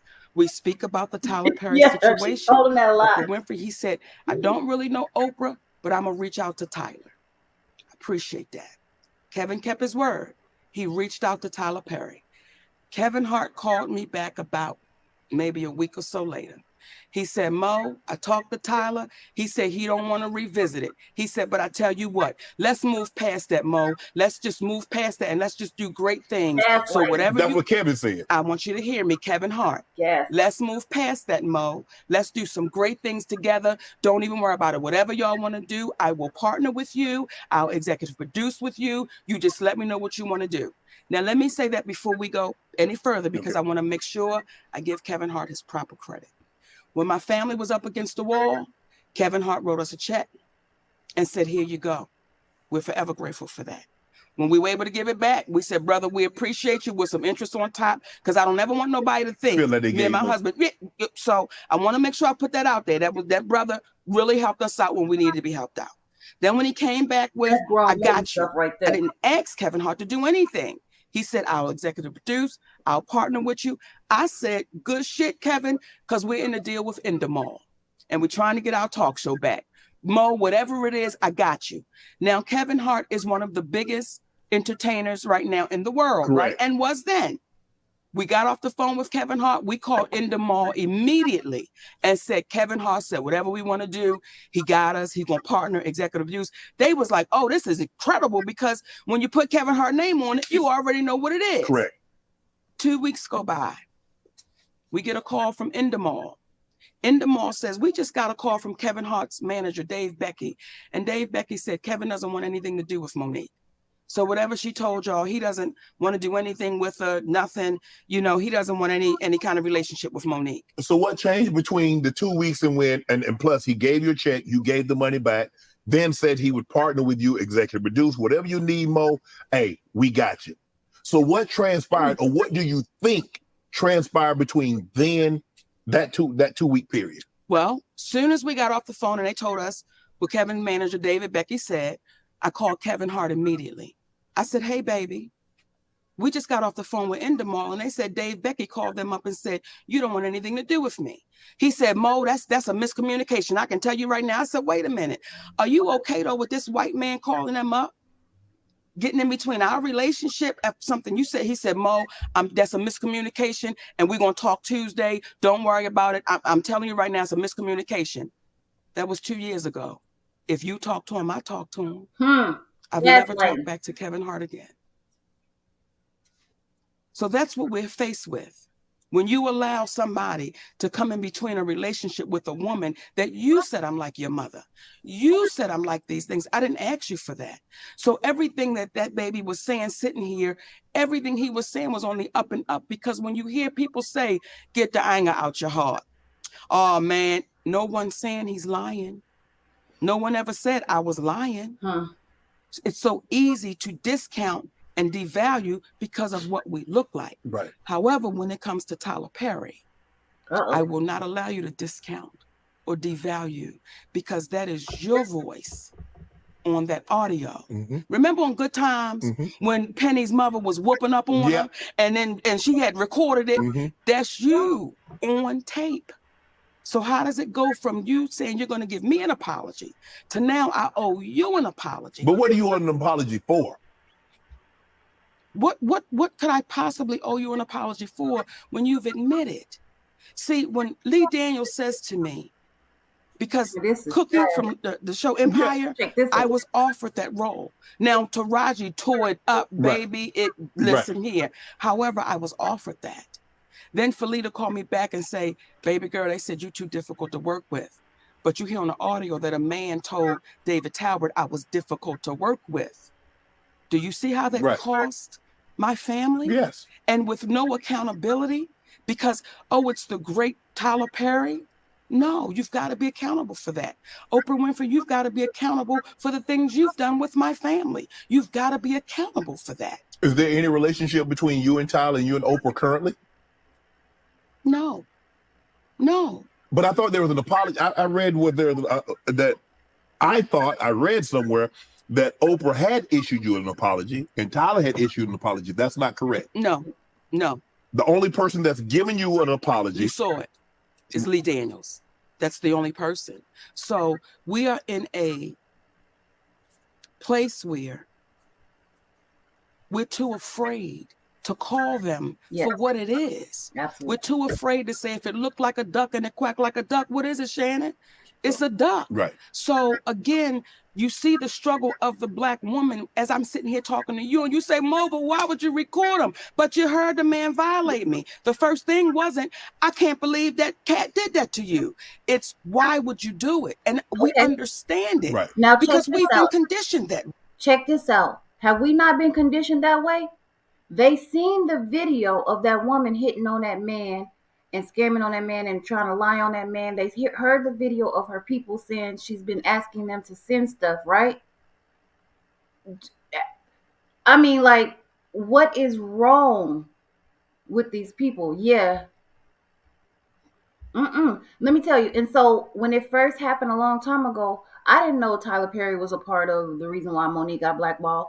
So Tyler Perry had a page, and I went on and I wrote this long message like, you need to get with all the Black movie stars and actors and actresses, and y'all need to create something, a studio, and get rid of Hollywood and do something for our Black people. And I just kept putting it in. I put it in like 4 times. I got blocked off that page. I had no clue why I didn't really care, because it was like whatever. I thought maybe I did something wrong or whatever. But I got blocked off that page because I kept putting that message up in there. And then I went to another page he had, and I put the same message up in there. But I didn't know that Tyler Perry was the one that started the rumor on Monique. I didn't know none of that because I wasn't on the internet that much. I just know Monique had got blackballed from Hollywood. And I said, that was some crazy stuff right there. I had no freaking clue. But so you see how people don't require others to take accountability and the cycle continues? Every one of those people over there should not have been dragging this man for no money. Every one of those people should have said, okay, enough is enough. This man did bring you from the bottom to the top. Okay, at least you can do is give him some mercy and just stop. You feel me? It should have never gotten nowhere near this far. Her managers should have been held accountable. That's the only thing that I don't like. And I don't know I don't know what he's doing because that's not my business. But I would really hope that there is some type of legal loophole or something that he could do to that whole management company for what they did with her to him. Because mind you, there is a video that she's showing where the manager sent her a text message when it was about Tasha K, that this is all she said. She said the manager didn't say anything about Tasha K. This is what Tasha K said. And you can see underneath that text where the manager said something about, I can't believe he did this or he doing this or something to that matter. So you know that she had whatever that message said up under, I forgot what it said. It shows that she was a willing participant in his this situation of trying to ruin him. That message shows that that manager for that company was a willing participant with her in trying to ruin him. These folks know that these folks know that she is lying, but it's so far gone that they don't want her to be found guilty or that she lying because it will reflect on all of them. Not, they just content creators. They could just say, well, I was just going by what she said and let it go. But now that we know she's a liar, yeah, she lying. We knew she was lying, but we was just trying to make some money. Okay, yeah, you was dead ass wrong for trying to make money off of somebody else's ruin. But they're so worried about what will happen to them that they're gonna keep going and making it worse and worse and worse. Not for themselves or for him, but they're making it worse for the very person that they're attempting to support. They're making it worse for the very person they're attempting to support. But it's crazy. You know that's what happened. You know, if it was only 3 people on there and he was in the hospital having surgery or trying to get well, they were the only 2 that had access to the thing. Facebook said it was actually deleted by a person.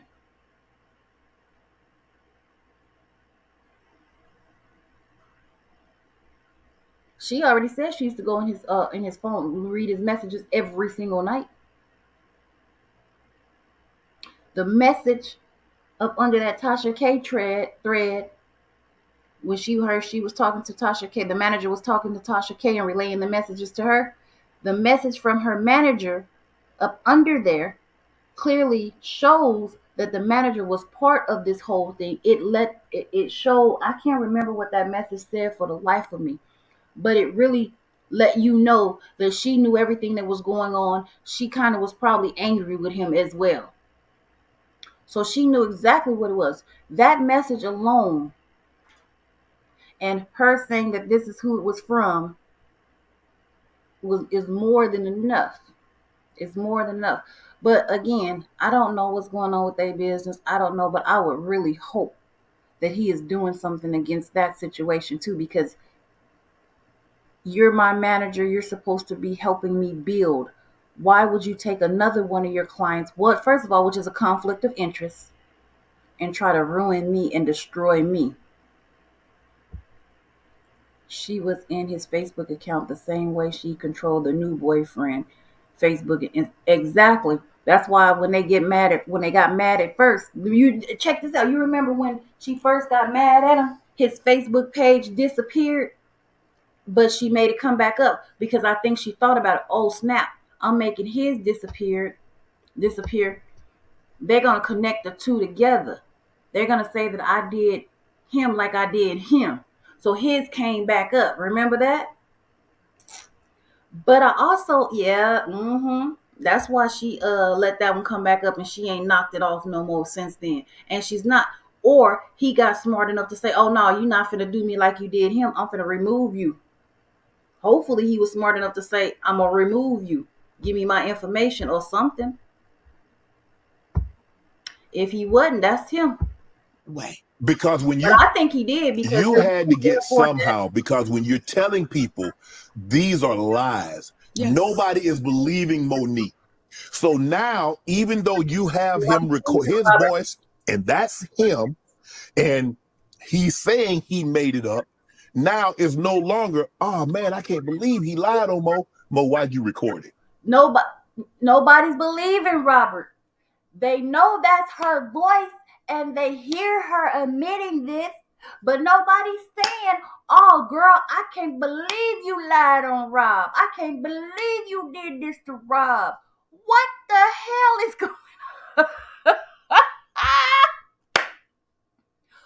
Woo! Do you see how this stuff keeps going around in a circle? This is like this is like the merry-go-round. It's like a merry-go-round. That's all it is. A merry-go-round. Merry-go-round. It's just going, going, going, going. This is what we live in every day. This is why I've been through stuff like this before. This is how I was able to see it. This is how I was able to do what I do. This is how I was able to just like, you know what? I already see what's about to happen. I got this over here going on. I got this over here going on. I'm finna sit down. Never once did I fray on believing him. I was always the one to come back and say, oh, y'all, don't jump ship now. We play chess, not checkers. Just give it some time. You can't, you know what I mean? I was always that calming one. Just not that one that just jump and go. Because you got to sit back. You got to pay attention. Everything is not meant to be raw. You got to think about, my dad used to always tell me, he still tell me this today.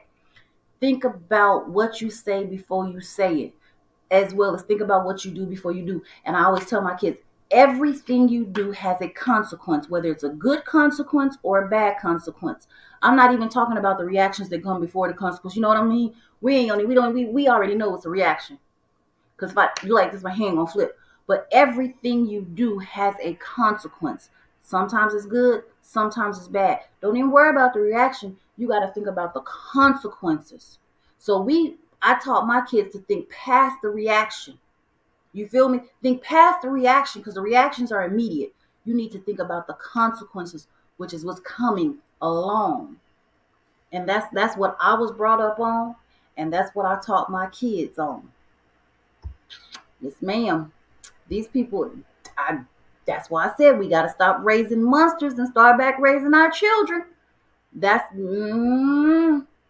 what they say with the So now they put the onus back on you. Where's the win? How do we win? How does a Black woman win when you say, here he is right here?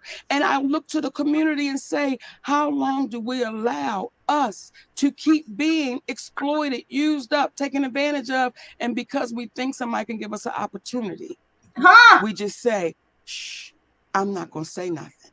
If we keep operating like that, Shannon, you're going to have a whole lot of us sitting right here in this same seat, almost telling the same story. That's why I told Rob to write a book. Why do you think Tyler is afraid to meet with you and your husband? Why does it need to be you one-on-one when he meet with other representatives?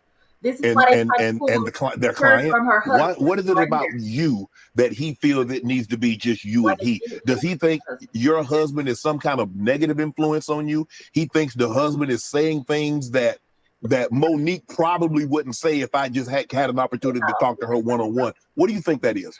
Let me say this. People better be glad my husband is by my side, because there are people in Hollywood that know wherever you act up is where I show up. People know in Hollywood, baby, Shannon, and I don't say it with a badge of honor. It's just what it is. Well, I've had to say, who you think you talking to? And we're sitting there with the president of the studio or my patience level is not going to allow. I've been molested. I've been violated. So the moment I see you trying to do it, we're going to have to address it. My husband is nothing but a gentleman. There you go. And you know why people have a problem with my husband? Because he's right to it. There's no, we're going to dance around the bush. He's right to it. Right. And people like Tyler Perry, people like Oprah Winfrey, they look at my husband and say, how dare you be so direct? How dare you not put your eyes down when you're talking to me? How dare you do that? My husband is also my manager. Why would he want to exclude my management? It's like, Tyler, you should want my husband to be there. You may want him to be sitting right there, so that way we can have a conversation that everyone can be heard. But I appreciate you, Shannon, because most people are too afraid that's heard the tape. They're too afraid to say, no, I heard it, and this is what he said. I appreciate T.S. Madison, because T.S. Madison was the first one to say, no, I heard what he said. So when folks were trying to jump on her, she not down for the black woman, listen, baby, y'all don't even understand the fights that sister be having when ain't nobody watching for the black woman. So I appreciate you looking in that camera. Well, I mean, look, sometimes here we go. There are some black people, some, not all, some, that my grandpa used to say, Mo, is that if you're not careful, you'll become the very thing you despise the most in a person. Now, what do we despise most about Trump supporters, ex-President Trump? Is that no matter what he says, no matter what he does, they give him an out. There's some people in our community, no matter what powerful black people say or do in our community, we'll give them an out. And we can't.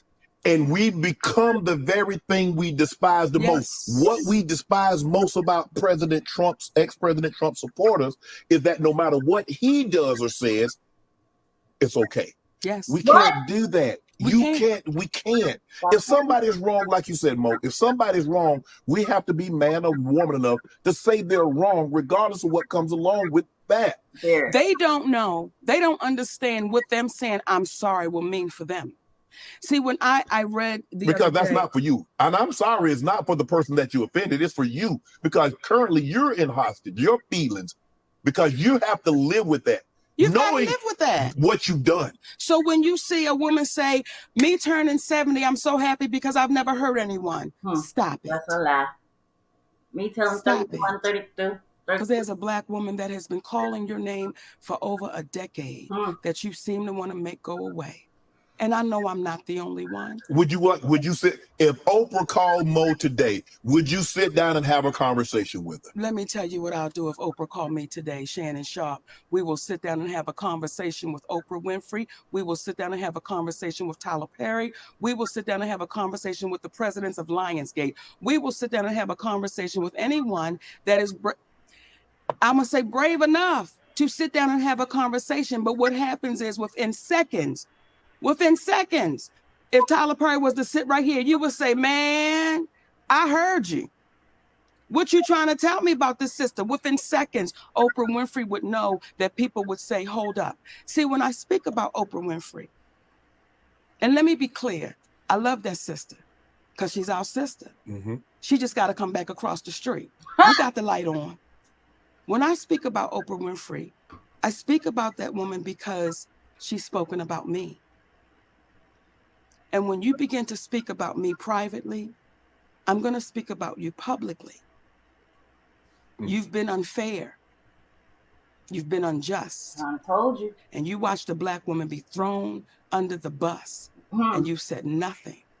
And here's what's interesting as well. My husband was saying to me, after I won the Oscar award, right?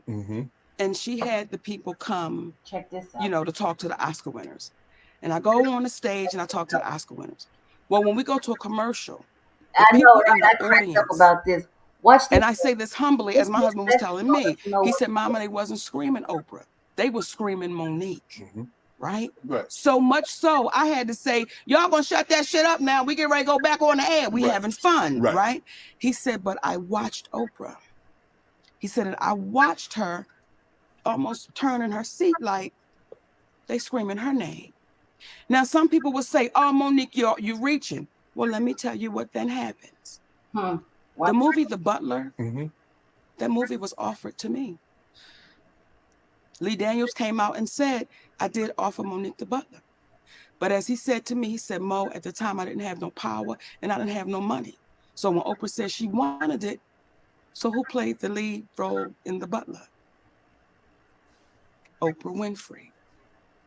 Lee Daniels was getting ready to do a biopic on Richard Pryor, and he offered me the grandmother.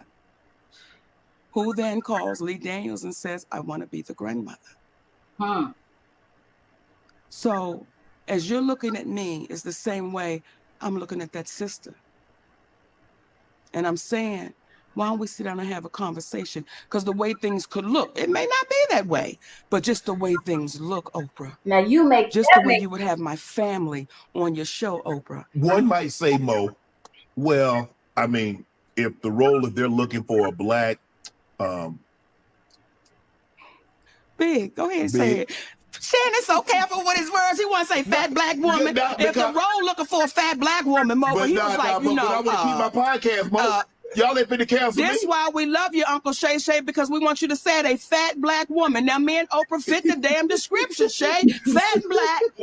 Don't we fit it? You do. But I'll be right back in the building. I'll be your neighbor up there where you live at. Listen here. So, are you lying? No. Now, I'm not going to have your big ass sitting here in the Hall of Fame and you scared to say shit. Okay. And I want to excuse myself for any of the babies that might be watching this, because I wasn't going to say no spicy things. But Shay Shay get me wrong now. Come on, Shay. One might say, or people might say, well, Mo, I mean, the role calls for a heavyset black woman. You, Oprah, y'all fit the roles. Yes. How do we know that she wasn't offered the role at long and people think that she's better, more qualified than you? It don't work like that, Shannon. You can't offer me. Once you say, I want you. Right. That's what it is. Okay.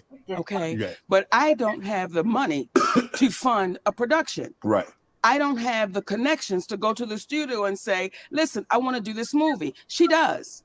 Right. So when Lee says, hey, baby, she got the money, go get it. Get it. But someone would just say, how is that working out like that? How is that happening like that? How is it that things that was offered to Monique, you seem to be playing? Now, I told Oprah about that. See, everything we're saying to you right now. You was having a conversation with her. Listen here. I don't play the behind the back. I don't play the I'm going to share it with Shannon. There's one thing I will share with you that I've not shared with anybody. Okay. But I don't play the behind the back and all of that. I say, listen, let me try to get to you first. Now, if you avoid me, okay. But I tried to be respectful. I tried to call you first. When she had my family on her show, I tried to call you first. I tried to talk to you privately, but then you became the great, mighty Oprah Winfrey, and you were too busy to talk. Well, now I'm going to talk about it. This woman has overstepped with me in so many ways that somebody would say, if we wasn't Monique and Oprah Winfrey in the entertainment business, and we was Monique and Oprah Winfrey that worked at Costco, I see you in the break room. I see you at your cash register. Because she's overstepped. Wow. Exactly. So, exactly. I don't know, Monique. This might be the term crossing of the Rubicon. We might be going too far. How do you, if you feel that way? Because clearly. And did you notice that she also went on there talking about I saw that just recently. He didn't have no ideas. Everything was her idea. And matter of fact, it was with the on the video with her and Maine. It was all for her back. He ain't have nothing, and she was the bag. Yeah, we see that's different, ain't we? Because he ain't stopped once he got his health back and got back to decent health and whatever. Start getting himself together. He ain't stopped. He's non-stop with his content. Every time you turn around, he's got content. Even when she tried to destroy his relationships with the content creators he was bringing up, like Lita and all them people when calling them, he still ain't stopped. He dipped out and went further. Been in California. He ain't stopped. Yep. Says the husband won't leave her alone, but they just realized she's following all his pages, stalking his every move. Point blank period. Why your man allowing that? Why is your man allowing that? You got a whole man you live with. Well, not right now, but why is he allowing that? That's because they have to follow him to try to keep up with his moves so they can try to do content like him. You see, they turn into Superman and the wig mans and all that, the tap dancing and all that. So once again, we say, who is the Oprah and who is the Monique in that situation? We know they're not both women or whatever, but you know what I'm saying? She might have more money because he took her there or whatever, and he, was sick and she played him to stop working because she was so insecure, and he had to cut down on his music. And every meeting he went to, he had to fight to go to, and all this other kind of stuff he had to cut down. But I noticed when he put that one song out, my brain, the last song before they separated, not Favorite, but the one before that, oh my God, I hate you. And he was like, I was in the studio making music. She know that song was good, but her face was so jealous over that song. You could see it. She did not want him to advance. She was afraid that he was going to get back in his bag like he is. The truth is the GOAT on Facebook, point blank, period. She cannot take that from him at all. Not at all. She dropped the ball. She had a good man. You know what? On the Super Bowl, every time somebody fumble, I'm going to yell her name at wherever I'm at. Oh, they just pulled a. So I hope they fumble a lot, so I can say that a whole bunch of times. Ooh, shit now. If you feel this way, now Yes. I get why. When they say, they drop the ball and they say fumble, I'm going to say, I own ya. Woo, fumble is equivalent to Lyonya. Stupid. Woo, Jesus, take the wheel and run with it. You feel this way? I don't know. Like I said, I don't know this. I'm taking you at your word. Now, not the Tyler, because Yes. I've listened to the audio. Yes. I'm not talking about that. I'm just talking about Oprah. Yes. I'm just taking you at your word. Yes. If you feel this way, is it possible she feels the exact same way about you? How could she? How could she? Question. What have I taken from Oprah? When did I have Oprah's mother and father on my show? Lies. When did I have anybody come and speak about Oprah Winfrey on the Monique show? That's never happened. So how could she feel that way? Would you have done that? Had her family on? Yeah. Let me tell you how we operate. When we had the Monique show, there was a comedian on there. And he was trying to joke T.I.'s wife, Tiny. My husband walked out in the middle of his set. He said, cut. He said, brother, we don't do that here. We uplift our folks. That's right. We don't play that. So no, I would not have done that. When Oprah Winfrey had my family, and I'll tell y'all, and I'm looking around, baby, because there are people here. Yes. Okay, and I don't want to be rude to the people at Shay Shay's club. You got other people in the club, right? When Oprah Winfrey called me up, and she said, I got a call from your brother. And this is after I won the Oscar award, right? And your brother wants to come on the show, and he wants to apologize to you for molesting you. And he wants to tell other people how to look out for a predator. Right. All lies. I said, Oprah, I said, I don't want anything to do with that cat. I said, and then she said, well, if you want me to scratch the show, I will scratch it. I said, sis, don't scratch it because he could be a different person. And I don't want to get in the way if that cat is a different person. I just don't want no parts of it. Right. Okay. When I hung up that phone, Shannon, I was like, I appreciate that sister. Like, she didn't have to call me. She didn't. She didn't have to call me and say, I'm going to have your brother. Right. I start seeing commercials with my mother. For sure. And my father. And my other brother, who used to be my manager, who knew the fear that I had with the brother that was up on stage, right? We never talked about my mother being there. She never told you that. You know how you feel about your grandparents? Yes, absolutely. You know the honor and how you speak about them? Imagine You then seeing your granddaddy and your grandmama on a show, and they're talking about somebody that violated you, and that woman didn't tell you that they were going to be there. Dirty. How would you feel? Dirty. I would feel like you felt betrayed. That is exactly how I felt. That was dirty. And how I feel. And it's not, oh, I'm in a, no, I understand it. But you betrayed me, sister. And I'm not the only one. Because at the time when she called you, she said it was just your brother. Just my brother. And when my mother was on that show, do you know what I had to deal with, Shannon? What's that? I would be in the store, and I would have elderly women coming up to me, and they would say, your mama ain't shit. Wow. Now, they wasn't lying, Shannon, okay? They wasn't lying, baby. Sometimes you gotta let the truth be the goddamn truth. Sometimes you got to just go with it, but still, it's my mother. It's your mom. And I'm in here, and because when she was, I'm having to defend something, and I got that often with them telling me what my mother wasn't, because you did not tell me. Had Oprah Winfrey said, I'm gonna have your mama, I'd have said, shut that shit down. I don't need nobody seeing my mama be greedy. I don't need the world seeing, shut it down. Now there's a white woman named Barbara Walters. Hello. They called her first. And she said, Monique, I told your family, I can't do that to you. I wouldn't do that. Now you make that make sense. An award. Like, why would I do that? Yeah, you're here.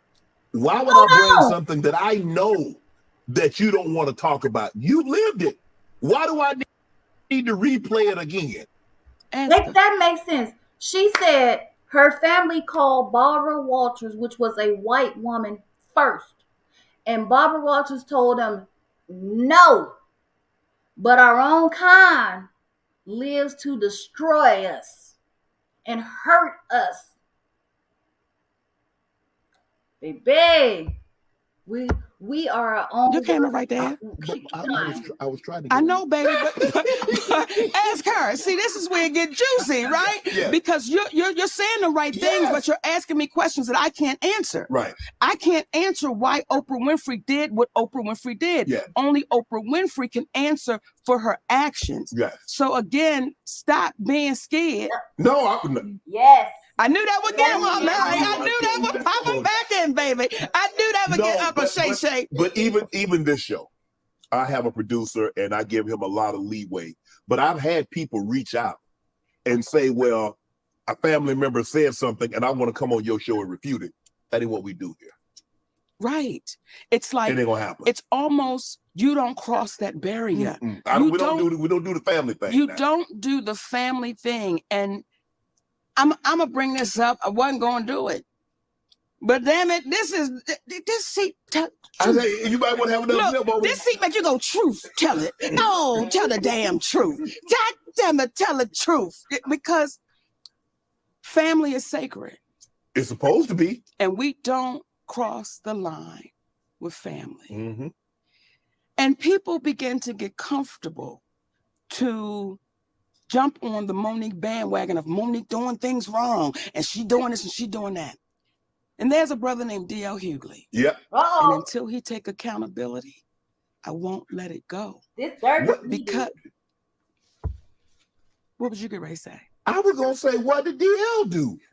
Let me tell you. Baby, that voice went up, didn't it? DL is friend. He like, that's my friend. No, I've met DL on several occasions.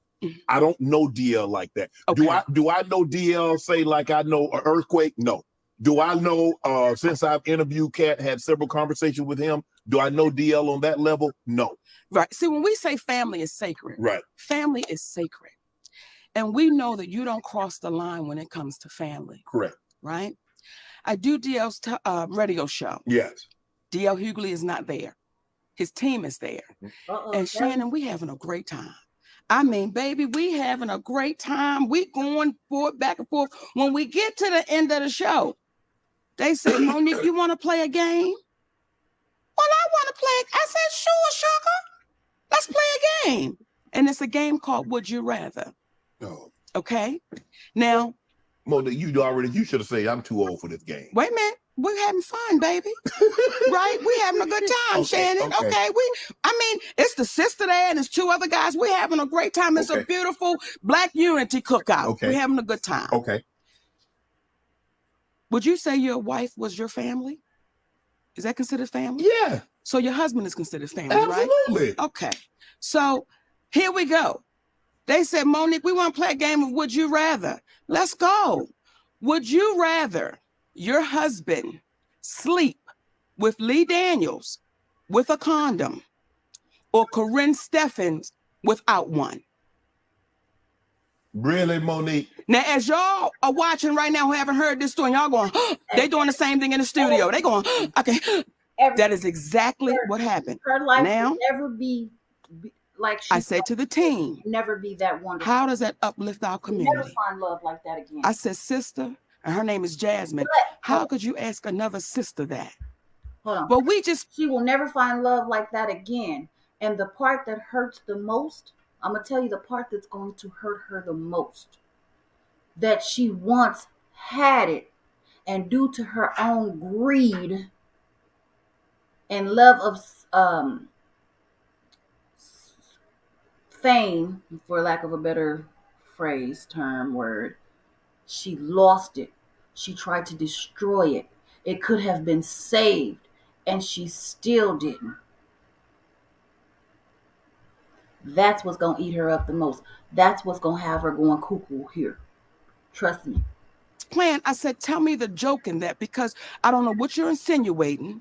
Then you're involving people that have nothing to do with nothing. Like, what are y'all doing? So I said, I'm going to call my brother. Did you hear the Have You Ever that they made? This is some disrespectful stuff right here. Let's see, can I bring it back just a little bit? Just so you can hear. DL, I'm going to call my brother. It's today and there's two other guys. We're having a great time. I want you to hear. It's a beautiful Black unity cookout. We're having a good time. Okay. Would you say your wife was your family? Mm-hmm. Is that considered family? Yeah. So your husband is considered family, Absolutely. right? Okay. So here we go. They said, Monique, we want to play a game of Would You Rather. Let's go. Would you rather your husband sleep with Lee Daniels with a condom or Corinne Steffens without one? Really, Monique? Now, as y'all are watching right now who haven't heard this story, y'all going, they doing the same thing in the studio. They going, okay. That is exactly what happened. Now, I said to the team, how does that uplift our community? I said, sister, and her name is Jasmine, how could you ask another sister that? Well, we just planned. I said, tell me the joke in that, because I don't know what you're insinuating. Then you're involving people that have nothing to do with nothing. Like, what are y'all doing? So I said, I'm going to call my brother. DL, I'm going to call my brother. I call DL Hughley on the phone. I say, hey, baby. Yeah. Huh? That's how he responds. Yeah. Did he know it was you? Yes, because they called him to let him know Monique's going to be calling. Right. Like this, it was getting crazy. Right. I'm like, just let me get on the phone with my brother, right? Yeah. Hey, DL, yeah. I said, listen, I just got off the phone with your team, and they wanted to play this game, Would You Rather? And it was like stupid. Like asking me about my husband and Lee Daniels and Corinne Steffens, and his exact words were, that's how we do it. I said, DL, how does that uplift our community? And again, I don't know what y'all trying to insinuate, but brother, what you doing? Like I said, that's just how we do it. So it is what it is. Now, it got so ugly that my attorney had to send a cease and desist. So it never aired. So we have, like, when Cat Williams talk and people, truth tellers talk, we have receipts to everything we're saying. That's how that whole thing got started. Okay? It's family. My husband is my family. Yeah. Now, you babies that are really good with this internet, through the years, I've watched DL speak ill of me. Through the years. I never knew DL Hughley had a problem with me. But when Cat said they all a group, He forgot to put D.L. Hughley in the group. Through the years, I was bitter. I was dangerous with what I was doing, saying that it was inequality. My husband didn't know what he was doing. This went on through the years. I was unloved, all of these things. And I said to myself, I'm going to see you. I'm going to see you. I didn't go on nobody's show. I didn't say nothing to nobody, but I knew the time would come that I would see him. We were scheduled to do a show in Los Angeles. I was the headliner of that show. His name was on it, then his name came off. I didn't question it, but I knew I'm going to see him, right? Eventually. Okay, now we have a show in Detroit. Contractually, I was the headliner. D.L. Hughley posted a memo. Now, when you signed your deal for the Ravens, did you sign a contract or a memorandum? I signed a contract. You see how you say that? Like anybody that knows good business, you sign. The memo is saying this is what I would like, right? But the contract is saying this is what it is. A memorandum. He put out a memo to our community. Tell me if I'm wrong or not. A memorandum goes into like policies and procedures in the office. Addendum, I think an addendum goes into a contract. I'm not sure. I'm just thinking off of because I ain't been in the office in a while, writing contracts and stuff, so I can't remember. But if you signed a contract, one party just can't add an addendum or a memorandum into a contract just because they feel like it. If that's the case, you know what I mean? There's no sense in writing the contract. If I'm not mistaken. I don't know though. I think so. I think I'm right. I don't know. I can't. I have to look it up and I feel like it. And that touched me a little different because I was saying, why would you lie to our babies? Because now they're thinking if they send somebody a memo, that's what they're supposed to get. Okay? I was contractually signed to go as the headline. Right. I mean, you go last. D.L. Hughley didn't come into the building until 9:30. Just coming on. Now, contractually, I said I have to be on stage by 9:30 because if the show starts at 8, I refuse to keep an audience waiting. Right. That is disrespectful to the audience. Correct. When I went out on that stage, Shannon, I made sure everything I said, he heard me. Because now you're here and I'm going to say it to you. And I said some things on that stage. We're not going to watch 2 hours today. I said he was cowardly. Because I didn't watch too much of it. And some folks said, how could you say that? How could you do that? And then I posted some things to say, this is what I meant. See, you came after my husband. That's right. And when you had a chance to fix it, when you had a chance to say, Mo, my bad, you know, we don't even get down like that. Right. You told me it is what it is. And until he's brave enough and courageous enough to say, this is what really happened, y'all. Y'all have never known me to be no shit starter. Folks ain't never known me to go over and kick a sandwich out of somebody's hand that's hungry. But what people do know is, if you kick me, damn if I ain't gonna kick you back. Right. Because that's fair play. Right. So there was one left out the pack. And when you have people that continually don't take accountability, that's why you see us in the state of affairs we're in.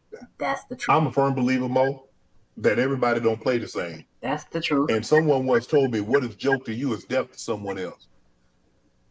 That's the truth. What is joke? That's why we don't play with people's families. No. When we had the Monique show, the radio show, listen, you can't come on here and speak ill of no one because we don't play like that, because we know how this business works. Right. So when you allow that to happen, what do you think is going to come back your way? What do you think? And D.L. Hughley, please, no, brother, we still love you. Just take accountability for it. And we move forward. I remember reading something about the situation in Detroit. I didn't know the depth of the magnitude of it. I remember reading something about a memo about, I guess it's an addendum that was added on, but the contract is the contract. The contract is the contract. And what happens is because of the messenger, it was easy to pile on. It was easy to pile on. And then when you have some of our black folk that go sit in front of a white man and speak ill of their people, I'm like, y'all, what are we doing? What are we doing? What are we doing? What are we coming to that we're going to sit in front of this white man? I can't even say his name. I refuse. Everybody know who he is. We sit in front of him and we just let this man say any and everything about us, and then we go right in with him. That to me is dangerous. And y'all babies that's good with this little computer, don't take my word. You can just go through the years of this cat just running his mouth. And it's like, stop doing that, because what are we saying to the babies coming behind us? That's right. You ain't gonna stay. We're going to continue this, but I want to get into where you're from, the DMV. Yeah. Do you realize, like Chappelle, Martin, Tommy Davis, Earthquake, yourself, what's in the soil in the DMV that got you guys?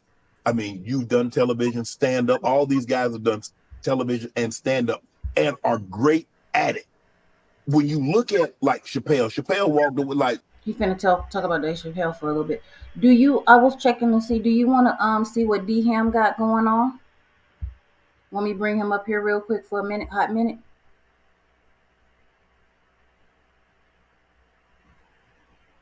You see what he talking before he start yelling? Cause he gonna get passionate. He might be just saying hello to everybody right now. I don't know. I don't know if you like him, but see, I'm not. I know a lot of people be going live, and I be trying not to get in the way of nobody. You know me. I ain't no hater. Hi, hater.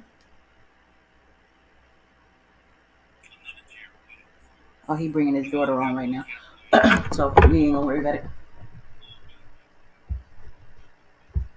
I think we got something special. Walked away from it and said, nah, I want to do my own thing because I'm not going to let you guys hold me hostage. Yes. But Martin still does television. Tommy Davidson doesn't do as much television. Quake is not in television, but he has, has all his gigs going on. When you look at the success that a Chappelle, Martin, Earthquake is having, and you say, hold on, ain't none of them guys win no Oscar. Ain't none of them guys did what I did in on the movie set. Harder for a man. And they're having the commercial sets that they're having. That should be Mo. If I was a white woman, do you know what my name would be? Wealthy. Melissa McCarthy. Uh-oh.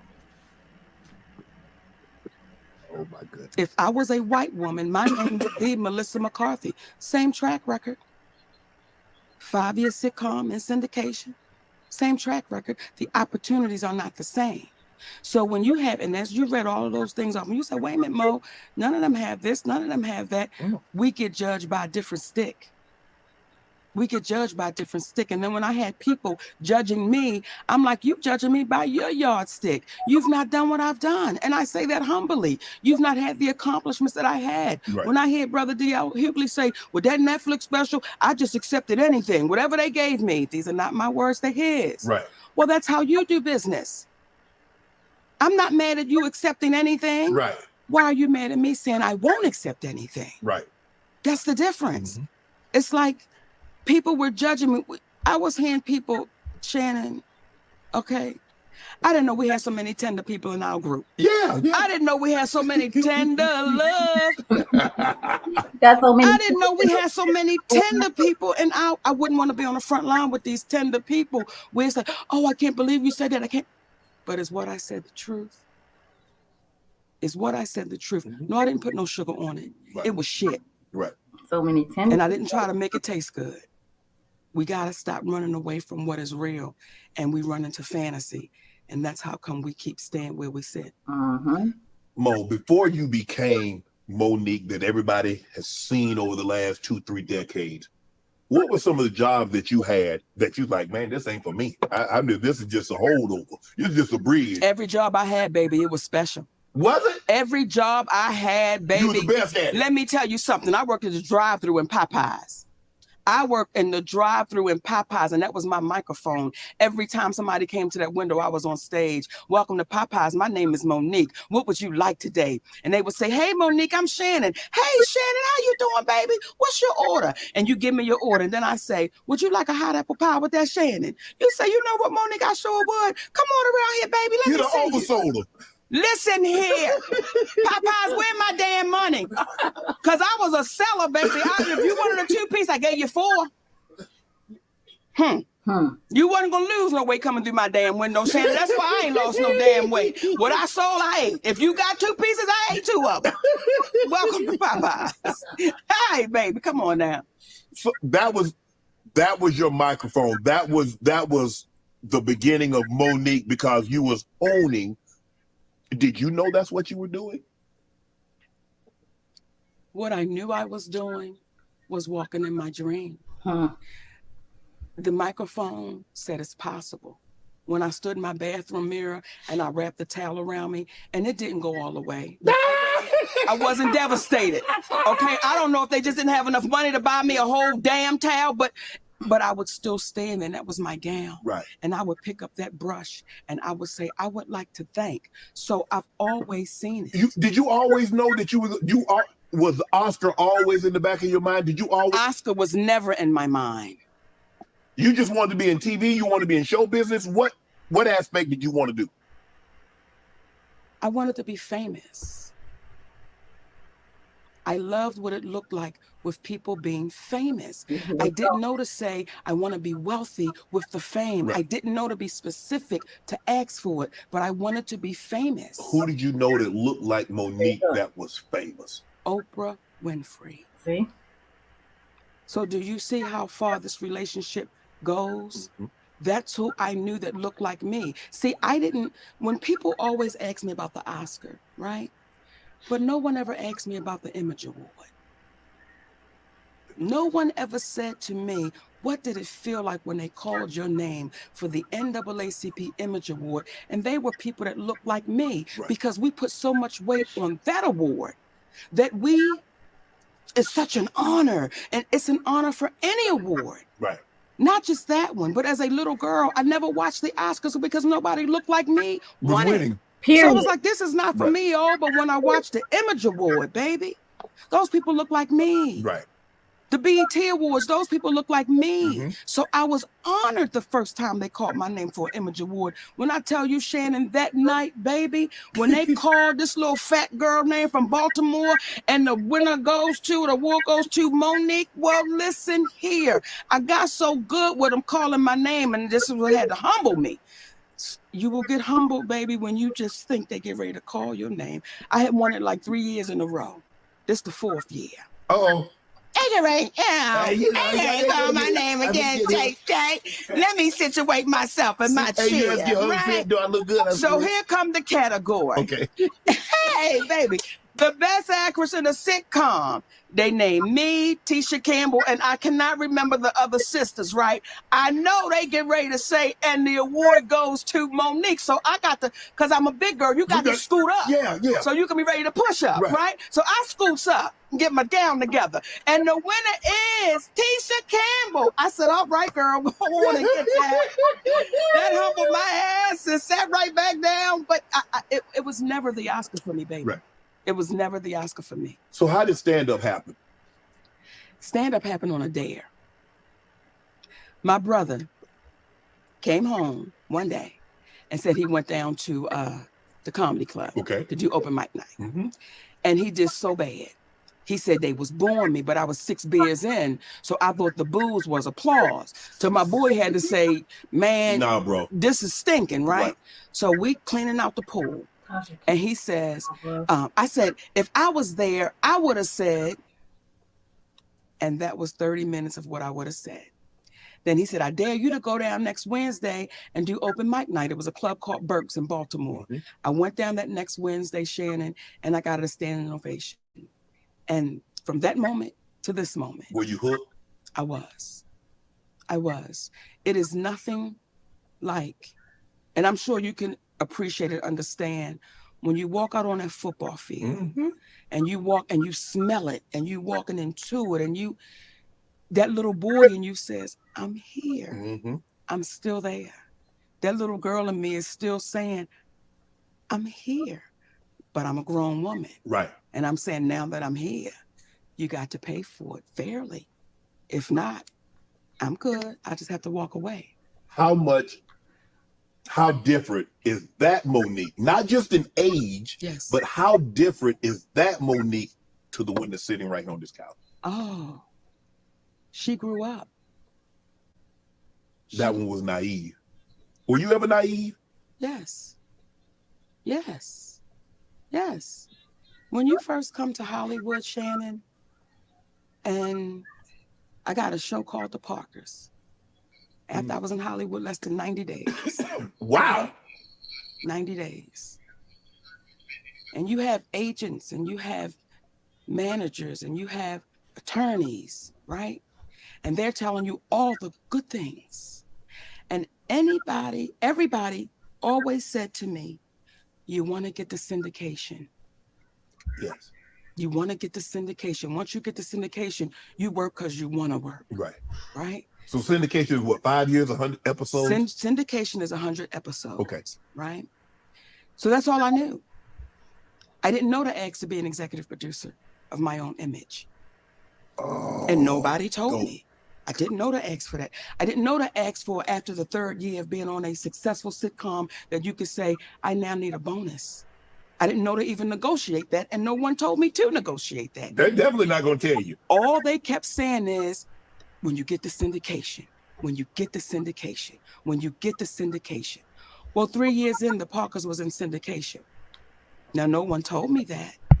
You learn it once you open your eyes, because now I'm going around the country doing promos. The Parkers is coming on at 4 o'clock in your city. The Parkers will be on at 2:30 in Sacramento. Y'all make sure y'all watch the Parkers. It's coming on. I'm not knowing I'm promoting the show in syndication. No one told me that. All we're doing is saying if we get to 5 years, we got to 5 years. 110 episodes, me and a beautiful young lady named Countess Vaughn, who was my baby to this day. We had the Laverne and Shirley law, right? You're supposed to be equal. Yeah. Once we got to the 5 years, my attorney, and the agents said, oh, the Parkers made money. Y'all gonna get paid from the Parkers. It's made money. Okay, years go by. By 2004, the Parkers, we went off the air in 2004, right? Okay. In 5 years, by 2009, the Parkers had made $800 million. You're like, oh, yeah. Stay money, with me. Money. Hold on. I want to play this. Tasha K.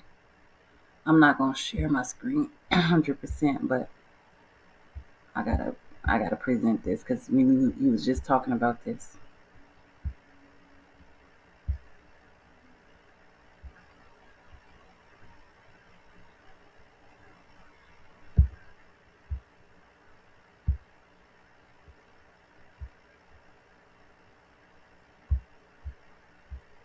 Hold on, another Tasha K shit on here. Okay, then I'm gonna play it. Information that we heard before years prior when her husband was on the internet crying. Can you hear this? About they ain't got no money, but he refused to get a job. Let's hear the recording between her and Tyler Perry, okay? And watch him gaslight her. This wasn't nothing but an official. I got you. Listen, can you borrow $20? Go ahead and listen to it. We'll She come right back. dirty when she going through this shit with someone. In all of this. And I don't want you to feel that. I mean, especially for me, I can't speak for anybody else. But for me, I'm not anyone that wants to hurt or offend anybody, especially you. I think you are brilliantly talented. I think you should have a lot more happening since you led a war. I thought for sure that if you had campaigned and won it and played by their rules, what would happen is in the next deal, you would have got more money, billions of dollars, and your career in film. Did he say billions of dollars? Did he say billions of dollars and Monique don't own a production company? She don't own a casting agency. She don't even own her tour. She on somebody else's tour right now. Did he say billions of dollars? Is it better? Precious? Let's go. By their rules, what would happen is in the next deal, you would have got more money, billions of dollars, and your career in the film would have been much different. I believe that much in your talent. So in saying all of that, I just say it's just heartbreaking because I don't ever want you to think that I'm not trying to blackball or say anything. Please give me when I say this. I'm not trying to hurt you. I would never try to hurt you. If Monique asked Lionsgate for a favor and they told her no, and she's asking for a favor that is not contractual, not something that they're contractually obligated to do, and they told her no, but then she went and told the world how difficult that they were, do you think that would be fair or unfair? No, that's not fair. It's not fair. So the question, pardon me. So the question I would ask of you, good sir, because I appreciate you being honest enough to answer that with a relative quickness. I really do. So the question that I would ask you is this. If we should do unto others as we would have them do unto ourselves, the question I would ask is, how do you sit back, or how would you feel if someone said about you that you were difficult to work with because you didn't want to perform for them a function that you were not contractually able or obligated to do? How would you feel about that? Well, as I said, that's not fair. If I bring a movie for Monique au pair, I'm gonna have to say it. I'm gonna have to defend it. I'm gonna have to fight them. Well, it's easy. It's easy because all you would be doing is telling the truth. You are 6'6" black man. Come okay? on. Listen, I ain't got no problem, man. I ain't got no problem. Trust me when I tell you, I ain't got no problem. Well, that's why we saying then. Then say it now. Say it now. Say it now. I'm black and I'm proud. Come on. James Brown is counting. I'm saying it now. I will let all this cool off when I get back out on the track. Now, we go ahead and pause it. Okay, this audio is old. She played this years ago when she was out campaigning. I didn't hear him say that. What people didn't want to believe at the time. Now, Monique has always been out here campaigning for black actresses and things because it directly benefits her. She's not doing it because another woman came.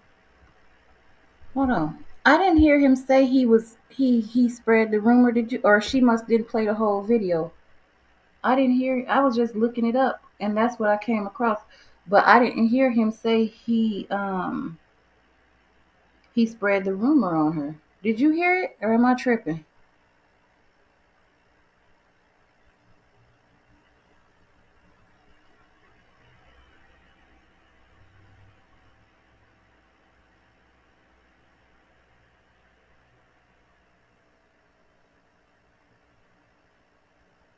I don't know. Break room still alive?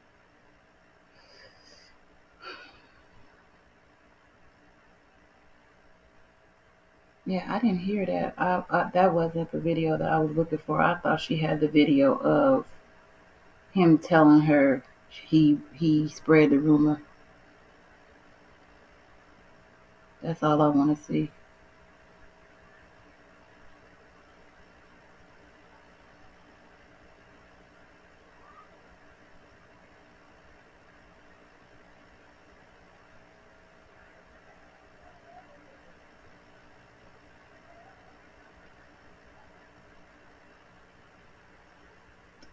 Girl. I guess I didn't even know until this that there was a video, or I didn't know the rest of it, so I didn't have a chance to look it up. But I don't like not knowing. That's why I was trying to find it, but I didn't hear it. Tasha K saying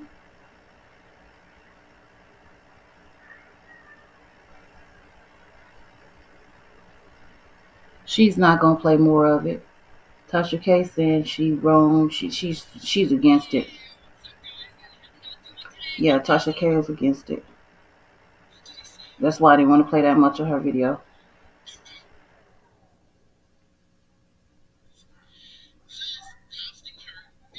She said she wouldn't have nothing if Cat Williams hadn't went on there and said nothing. It's the same old tired ass excuse. But it's the same old tired excuse. But okay, we'll see how it plays out when Cardi B tap on that ass some more, or whatever, whoever, Nicki Minaj, I don't know which one it is. You know what I mean? The same way she talking about how she was crying, or the husband didn't have a job and was crying. She must have forgot she was just a. See, this is what kills me about people. How soon we forget the positions and situations we was just in. How soon we forget and the things that we will do to bring another one down. I can understand joking, but something that's sincere and heart to heart, or if somebody was done wrong or feel like they was done wrong or whatever by no fault of theirs, you just don't do something like that. That's just, I don't know, man. I ain't no perfect person in no perfect world. But damn, the same thing that happened to her, the same thing that happened to Taraji, the same thing that, you know what I mean? And how many more is it going to happen to? Good thing they brought it out because maybe it'll stop from those two. But what's the purpose of working so hard, acting, giving up all you got to give up if you ain't going to get paid the same thing the men get paid?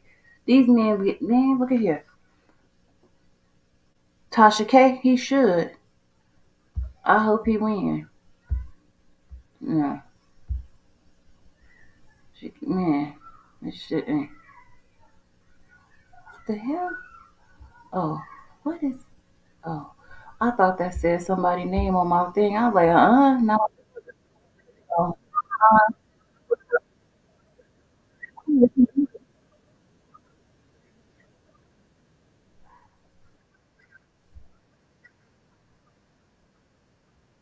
this is about the Parkers.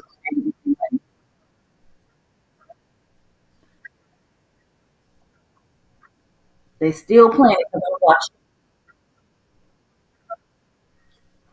I watch it all the time, almost every day.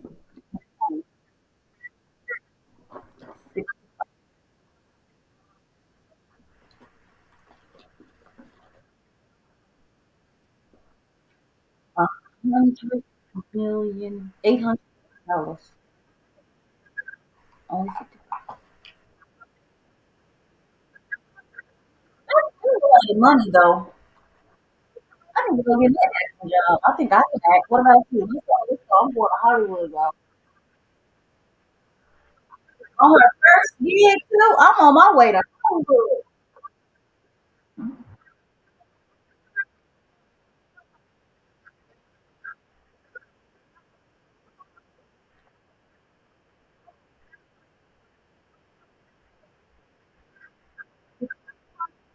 $55,000 times 20.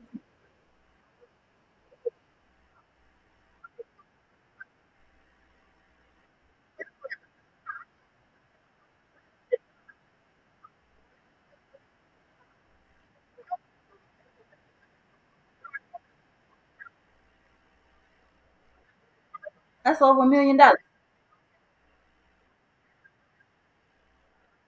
ran for how many episodes?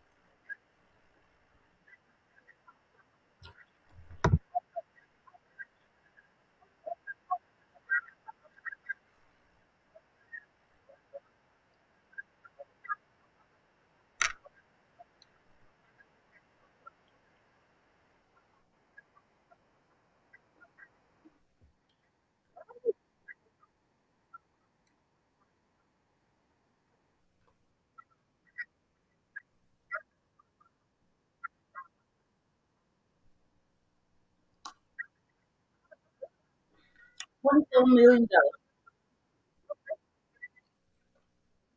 Nickel.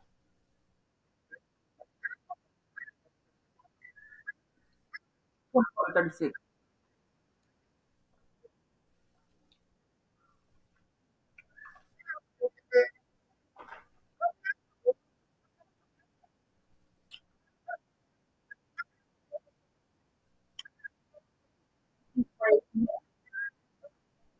They're gonna keep on playing. That's how we do.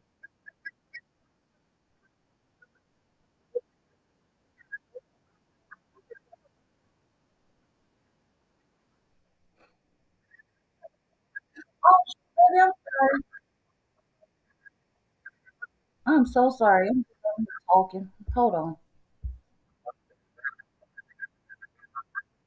Thank you.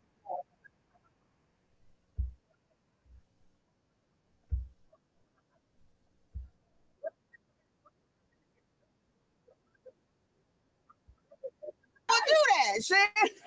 But you know, people try to. Brother, we care about your And integrity. what you gonna pay? What you gonna pay? How you gonna make it right? How you gonna make it right? Because if I am your Aunt Mary, and I really belong to you, as I really belong to you right now, Shannon, I am your sister. And you heard something that was wrong. Yeah. How can Tyler Perry make it right, Mo? Give you a job, give you give you a sitcom, say, Mo, okay, you know what, Mo?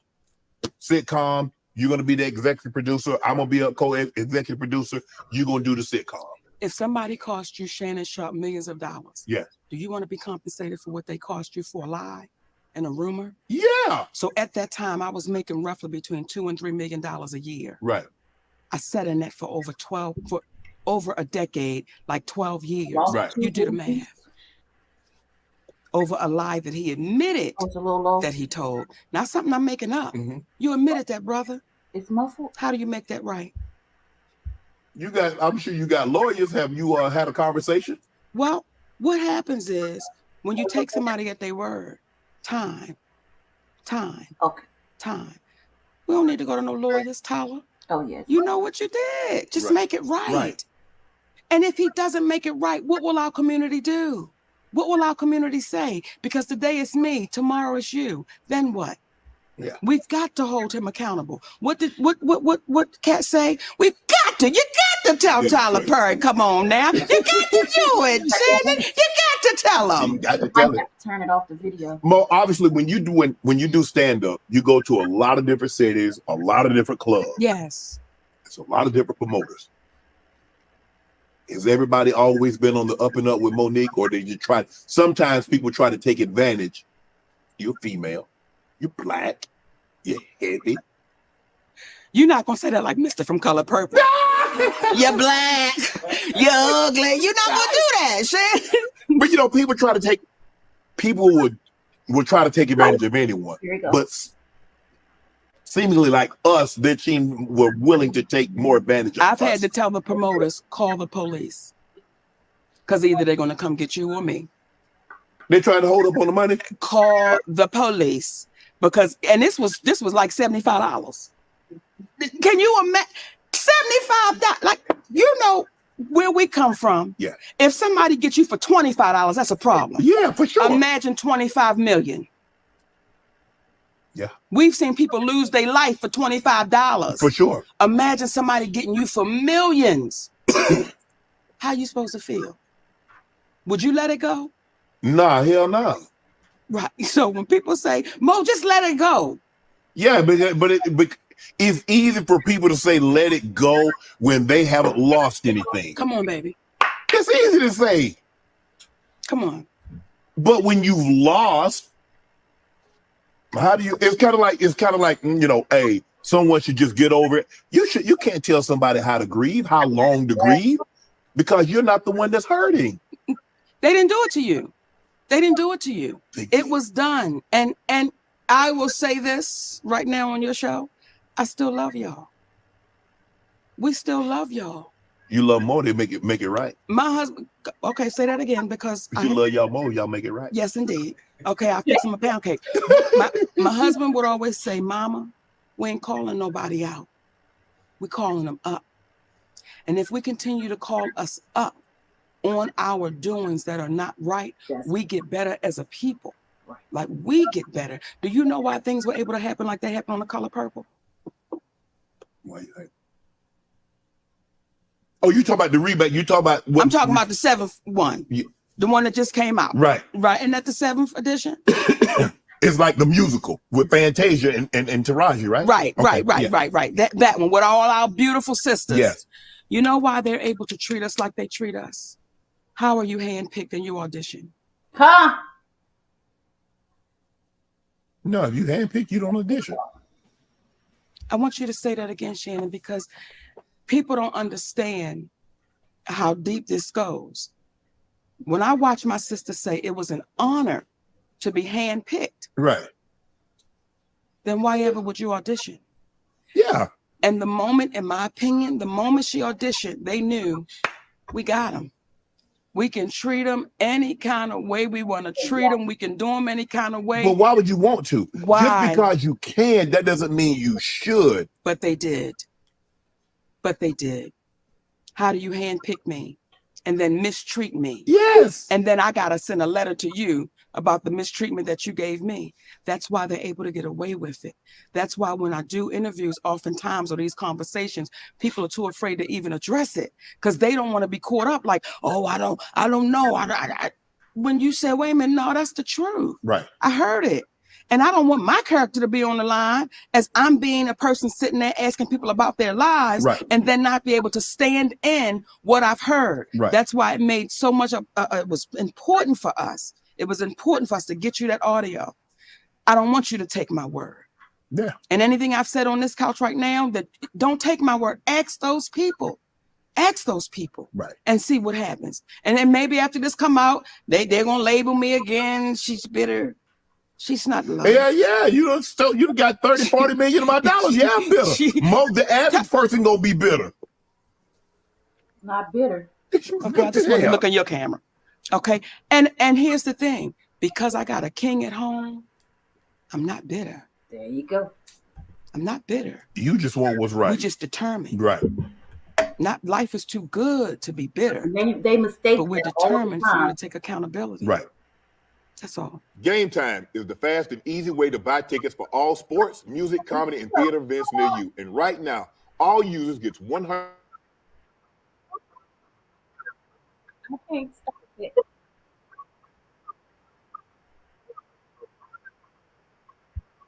I don't want to hear that. What? But yeah, that's just, I guess that's the intermission. It's a long thing. That's only an hour and a half. It's still an hour and 25 minutes left for this thing. That's a long thing. I didn't get, I don't think I got past that. I got to listen to the other part.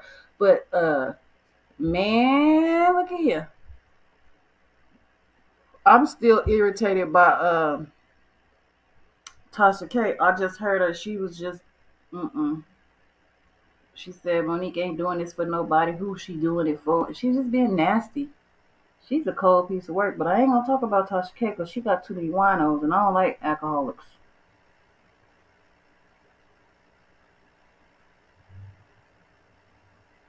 Ooh, that look nasty. Hold on. Let me see. Can you see? I gotta put it in my phone. Oh, I forgot my phone. Don't that look nasty? That looks so disgusting. That don't even look right. That looks so awkward. Bless their heart. I guess it's because of the cowboy hat. I just put that on my page. We ain't calling you out. We calling you up. So tell the truth. Hold some. Give us some accountability. They know what's right, what's wrong. I don't know why people won't do it. I'm checking to see what's going on because it's too quiet. So somebody. I'm checking to see who live over here. I think, Break Room still live. That's all I see so far. Oh, hold on. My feet cold. I turned the heater off and took my socks off because I was hot. Now my feet cold.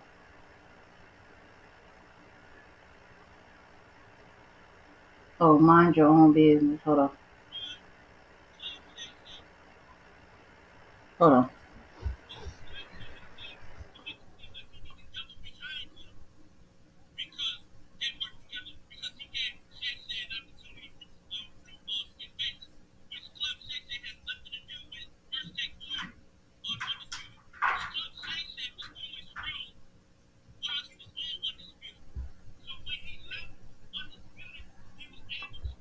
Hold on. I'm pulling up the.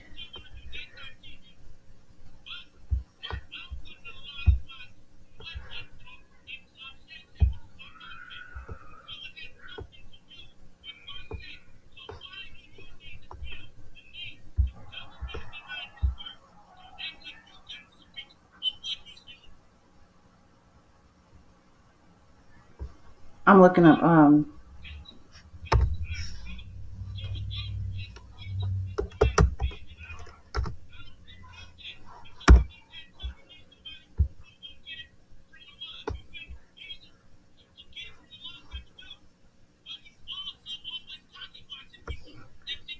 trying to pull up D-Ham. Mind you. He shouldn't get me. I hope not. He don't know me though.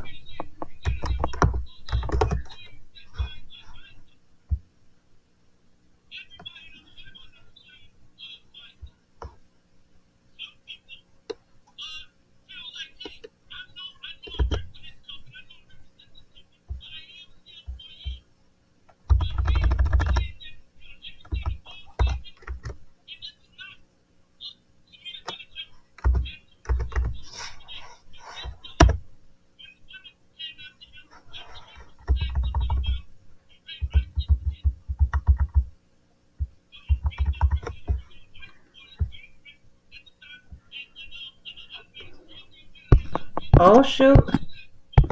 I don't know who he talking about. He talking about the girl. I mean the girl. The man that is on over Shay Shay or some shit. He talking about the man who watching Shay Shay pockets got in trouble for dragging his girlfriend or something, and ESPN made him apologize. He don't stand on none of his own truth and stuff, and he only attacks black people. I'm trying to pull it up, and he only attacks them when they're going through certain things. So I'm trying to bring it up.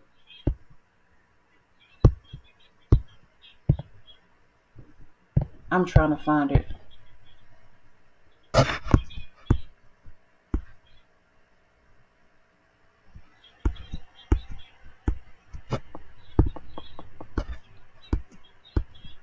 That's right. I can't find it.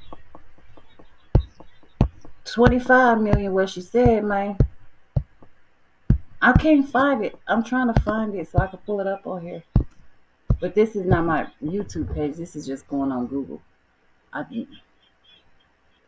knocked my YouTube page down. Are you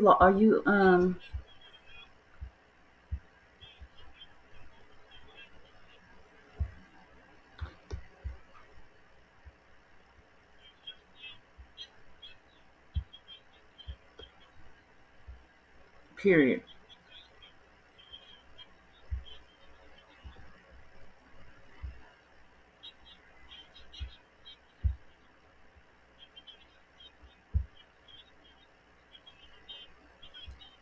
Right, running his mouth.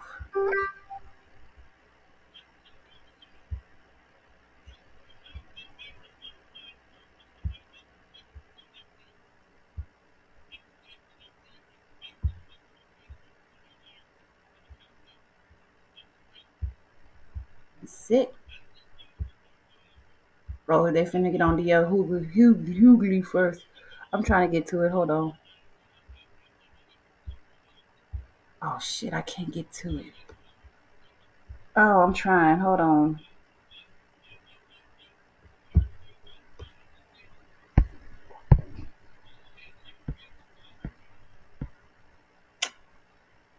I can't find it. I can't put. Well, oh, you know what? I can do this. Hold on. I can do it like this. And they want to play this game, Would You Rather? Okay. Right? Let's hear it. I'm sorry. Let me see if my video play.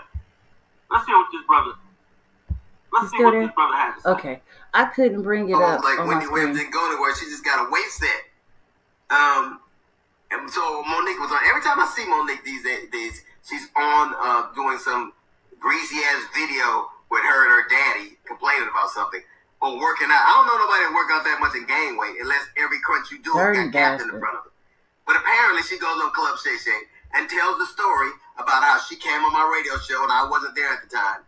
And my co-host Jasmine Sanders played a game that we played all the time with everybody called Would You Rather. She apparently was so offended by that she said she got off. She called me. Monique did, and she said I was very dismissive, like, huh? Monique's a liar. When Monique did call me, I heard her complaints. I listened to her, and I pulled the segment. So if I had been as dismissive as she alleges I was, that segment would have aired. It didn't, because I respected her wishes. She's a liar. It's also befuddles the shit out of me. Did you hear him lie? He said she didn't call me. She called me. She didn't call me. She's a liar, but she got off and called me or something like that. Did you hear that? Now, I wanted to catch that. I get the rest of that. But let's re-listen to that real quick. Listen to this. Let's re-listen to a little bit of that. Watch this. I must don't have the full audio. Watch him double. Like Wendy Williams didn't go anywhere. She just got a weight set. And so Monique was on. Every time I see Monique these days, she's on doing some greasy ass video with her and her daddy complaining about something. Now, before he started talking, y'all, he said the Club Shay Shay is the new Wendy Williams,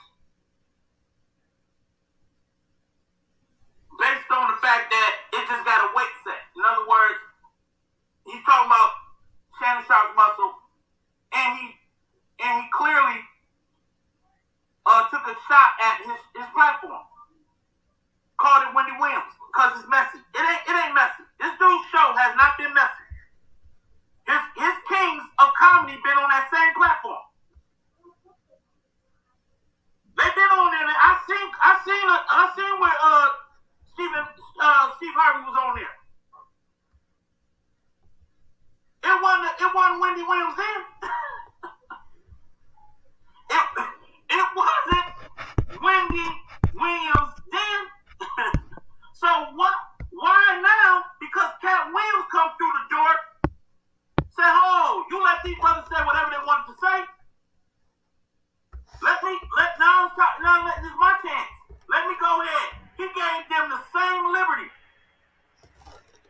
and Cat Williams set the internet on fire. I'm not gonna lie. Why did Cat Williams interview on Club Shay Shay go viral the way it went? Come on, y'all. Okay. Come on, y'all. Let's break this stuff down. Why did Cat go viral? Why did he go as viral? I just said it may be up to 68 million views at this point. Last time I checked was at 57. They saying if it's at 68 now, let me see where it's at. Let me see what Club Shay Shay's at right now. With that. Shay Shay's at right now. With that. This is crazy. But see, there's a lot of I just want to hear the deal. There's a lot of hate right now. How he says it again. They hating on that brother. You catch him in a lie right here in the story.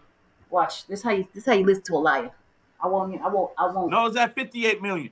I won't. It's at 58 million. It's one of the highest. It's probably the highest viewed interview in America.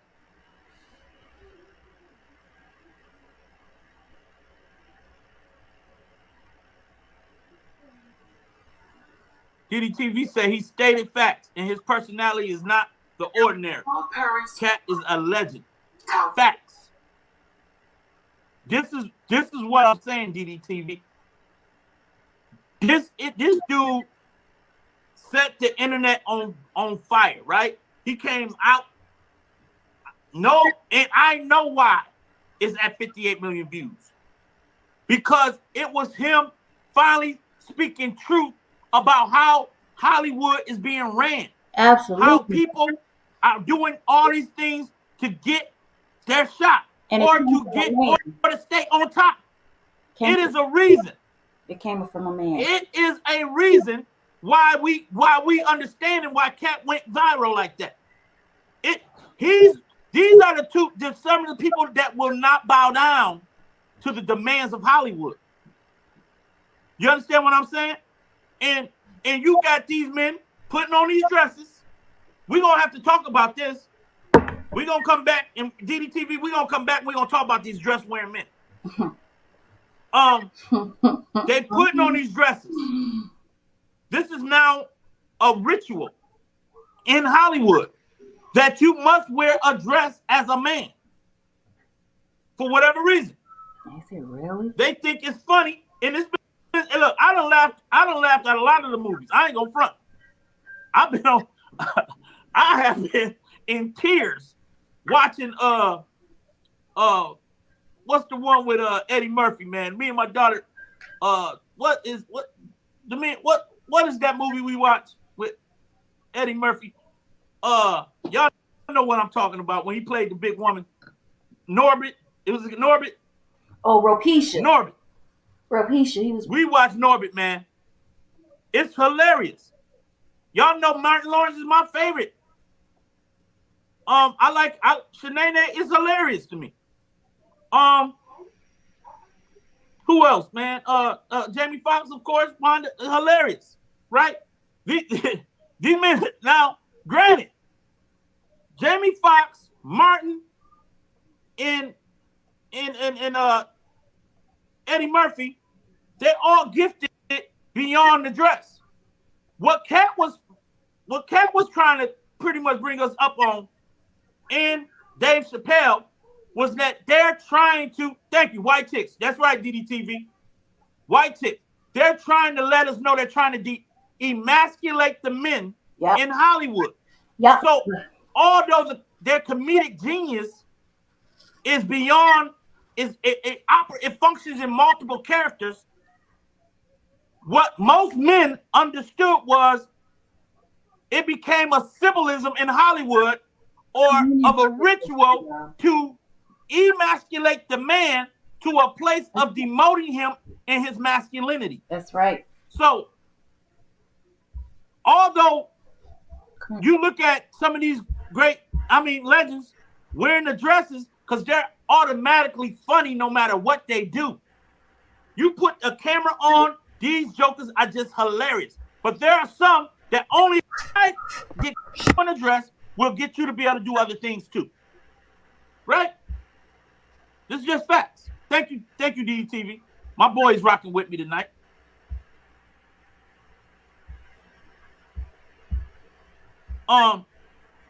So what I didn't like with D.L. Hughley, he played right into the role. He playing right into the Hollywood role when addressing someone you don't agree with. Yeah. DL, if this video get to DL, I hope it do. I hope it do. Because at the end of the day, my dude, you are intelligent. And what you were saying to address Monique, it shows that you didn't know how to properly address her based on your facts and your truth. You started clowning. Like, this is what you're doing. You're clowning Shay Shay, which he has nothing to do with why Monique is still mad at you. Shay Shay and Shannon Sharp ain't got nothing to do with that. Matter of fact, he almost ran out the studio when he's like, man, what the hell did D.L. Hughley do? Like, he was kind of like, I can't believe, like, he didn't know nothing about the D.L. Hughley situation. So I can get nothing alive, boy. But the first thing you do is say his show is Wendy Williams. Disrespectful. You can't make this up. Can't take accountability. Out of all the mess comedians do on their shows and their platforms and talk about, this dude, D.L. Hughley, went on Vlad TV just to talk about Kanye West. You went on Vlad. I remember you on Vlad TV talking about Kanye West. I'm not trying to watch his whole life. And the fact that he with D.L. Hughley bought a house across the street from Kim. So he can do that. I bet you it would cost a lot. That brother trying to make sure another man ain't in there messing around with his children. Period. And you had a problem with that. Stay close to his babies like father's supposed to. Because he got the money to say, hey, I'm going to be your neighbor. Kanye, hey, granny, hey, a lot of us can't make that move. You know what I'm saying? Like, I'm going to go ahead and buy this house across the street. Period. And chill out and see what's going on over there with my children over there in that house. Right? Yeah, it's a little stalking. I don't know. It could be a lot of everything. It could be easy access for the kids to go back and forth. It could be anything. I don't know. That's what it is. But it ain't my business to go on somebody's talk show, syndicated talk show, and talk about what's going on in another man's marriage to the point where I got a problem with him buying a house. Across the street, down the street, across town. Oh, gosh. I'm trying to find it myself. So if you can do that, how you got a problem with Club Shay Shay for allowing this woman to tell her truth? Everybody else You understand what I'm saying? So we already got a problem with this right here. This is problematic for me. Now, he goes on to say, I need to re-listen to this video. Okay, here we go. Because there's some other things that I did not capture in this video. Matter of fact, let me get the real one. Because I want y'all to hear this dude in his full truth.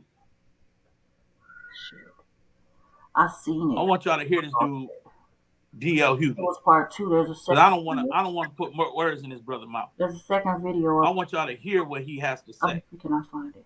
Oh no, I'm not trying to do. It's a short, I think. It's not even a whole video. It's a short. I seen it on my other. She encouraged everybody. Allegedly, it stems from the fact that I used to always talk shit about her on video after video. And she encouraged her sweet babies to look at the video and find them. Do that. Do exactly what she says. And you know what you're not going to find?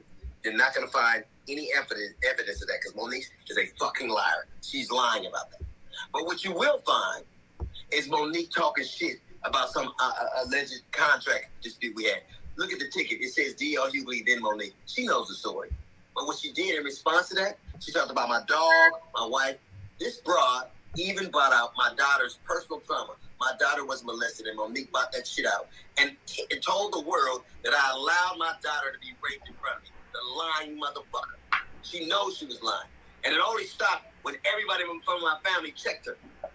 It's interesting. You know what else you won't see Monique doing? You won't ever see her with her family, videos with her children or grandchildren, because nobody fucks with me. How do you have sweet? If she encouraged everybody. Hold on. That may be the wrong one. Hold on, let's see if we can get. Like Wendy Williams didn't go anywhere. She just got a waist set. And so Monique was on. Every time I see Monique, she's on doing some greasy ass video with her and her daddy complaining about something or working out. I don't know nobody that work out that much and gain weight unless every crunch you do has got captain in front of them. But apparently she goes on Club Shay Shay and tells the story about how she came on my radio show and I wasn't there at the time. You don't talk about. And my co-host Jasmine Sanders played a game that we played all the time with everybody called Would You Rather. She apparently was so offended by that she said she got off. She called me. Monique did, and she said I was very dismissive, like, Monique's a liar. When Monique did call me, I heard her complaints, I listened to her, and I pulled the segment. So if I had been as dismissive as she alleges I was, that segment would have aired. It didn't, because I respected her wishes. She's a liar. It's also befuddles the shit out of me. Almost like Wendy Williams didn't go. Okay. We got it. But thank you, My Black is Beautiful. You own it now. I mean, you've been keeping up with this. You can tell. No. Now, this dude said literally Wendy Williams didn't go nowhere. It just got a waist set. A shot at Shannon Sharp. Yes, that's in his platform. Exactly that. For her telling her truth, right? Right. Shannon ain't got nothing to do with that. This girl been on a lot of platforms telling her truth. It's just now getting the traction that it deserves. That's the only thing I see. It's now finally getting heard by a larger audience that's taking it more serious than they ever did. And she's being respectful about it. And you got a problem with that, brother? And she's being respectful about it too. I don't get it. And you gonna take one shot at her husband? Listen, man. Sick. We can say a lot of things. Sick, Melissa, sick. But if her husband is her protector, in her manager, like I've never seen nobody try to be this dismissive for a husband being a manager for his woman. That's right. Now, granted, we can call it whatever we want to call You're it. not allowed to. If we, on the outside looking in. Cat told wife. But I've seen, even up until recently, where Lamar Jackson's mother became his agent, right? Something of that nature, and negotiated one of the largest deals in quarterback history. Not only that, we got Jalen Hurts, who's the quarterback for the Philadelphia Eagles. And a black woman show about it. Is his agent. We got a TV show about it. The game negotiating his contracts. Okay. See, we only want to crap on what don't look right to the person we think it don't look right to. Right. Okay. We only want to criticize and crap on to what don't look right to the person it's supposed to look right to. Okay. Well, I'm going to get off because I've been on here a long time. I don't even know how long I've been on here. My thing don't even show me. I'm going to get off because I got to go make me something to eat because it's been too long without eating. I'll be sick tomorrow if I don't. But I will see you later. And I'm going to go over more because I want to talk about stop raising monsters and start back raising children. Because, and how we do that. I don't know how we do it, but we can, people supposed to tell me something good so everybody can understand it. So I will talk to you later, love. And you have a blessed night.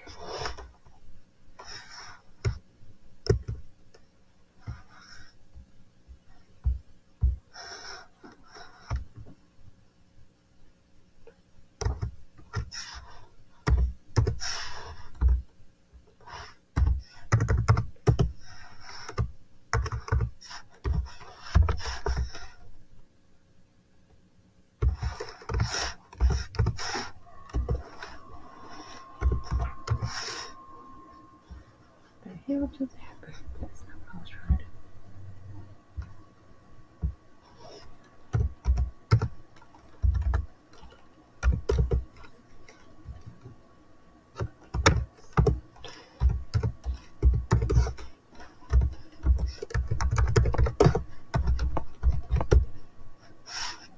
Alright, y'all.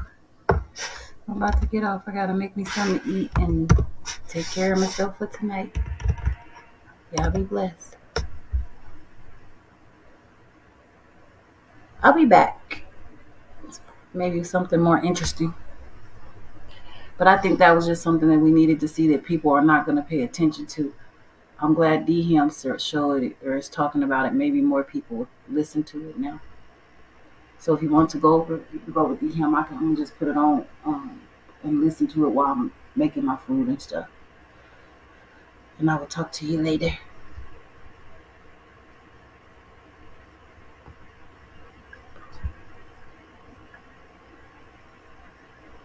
Bye, y'all.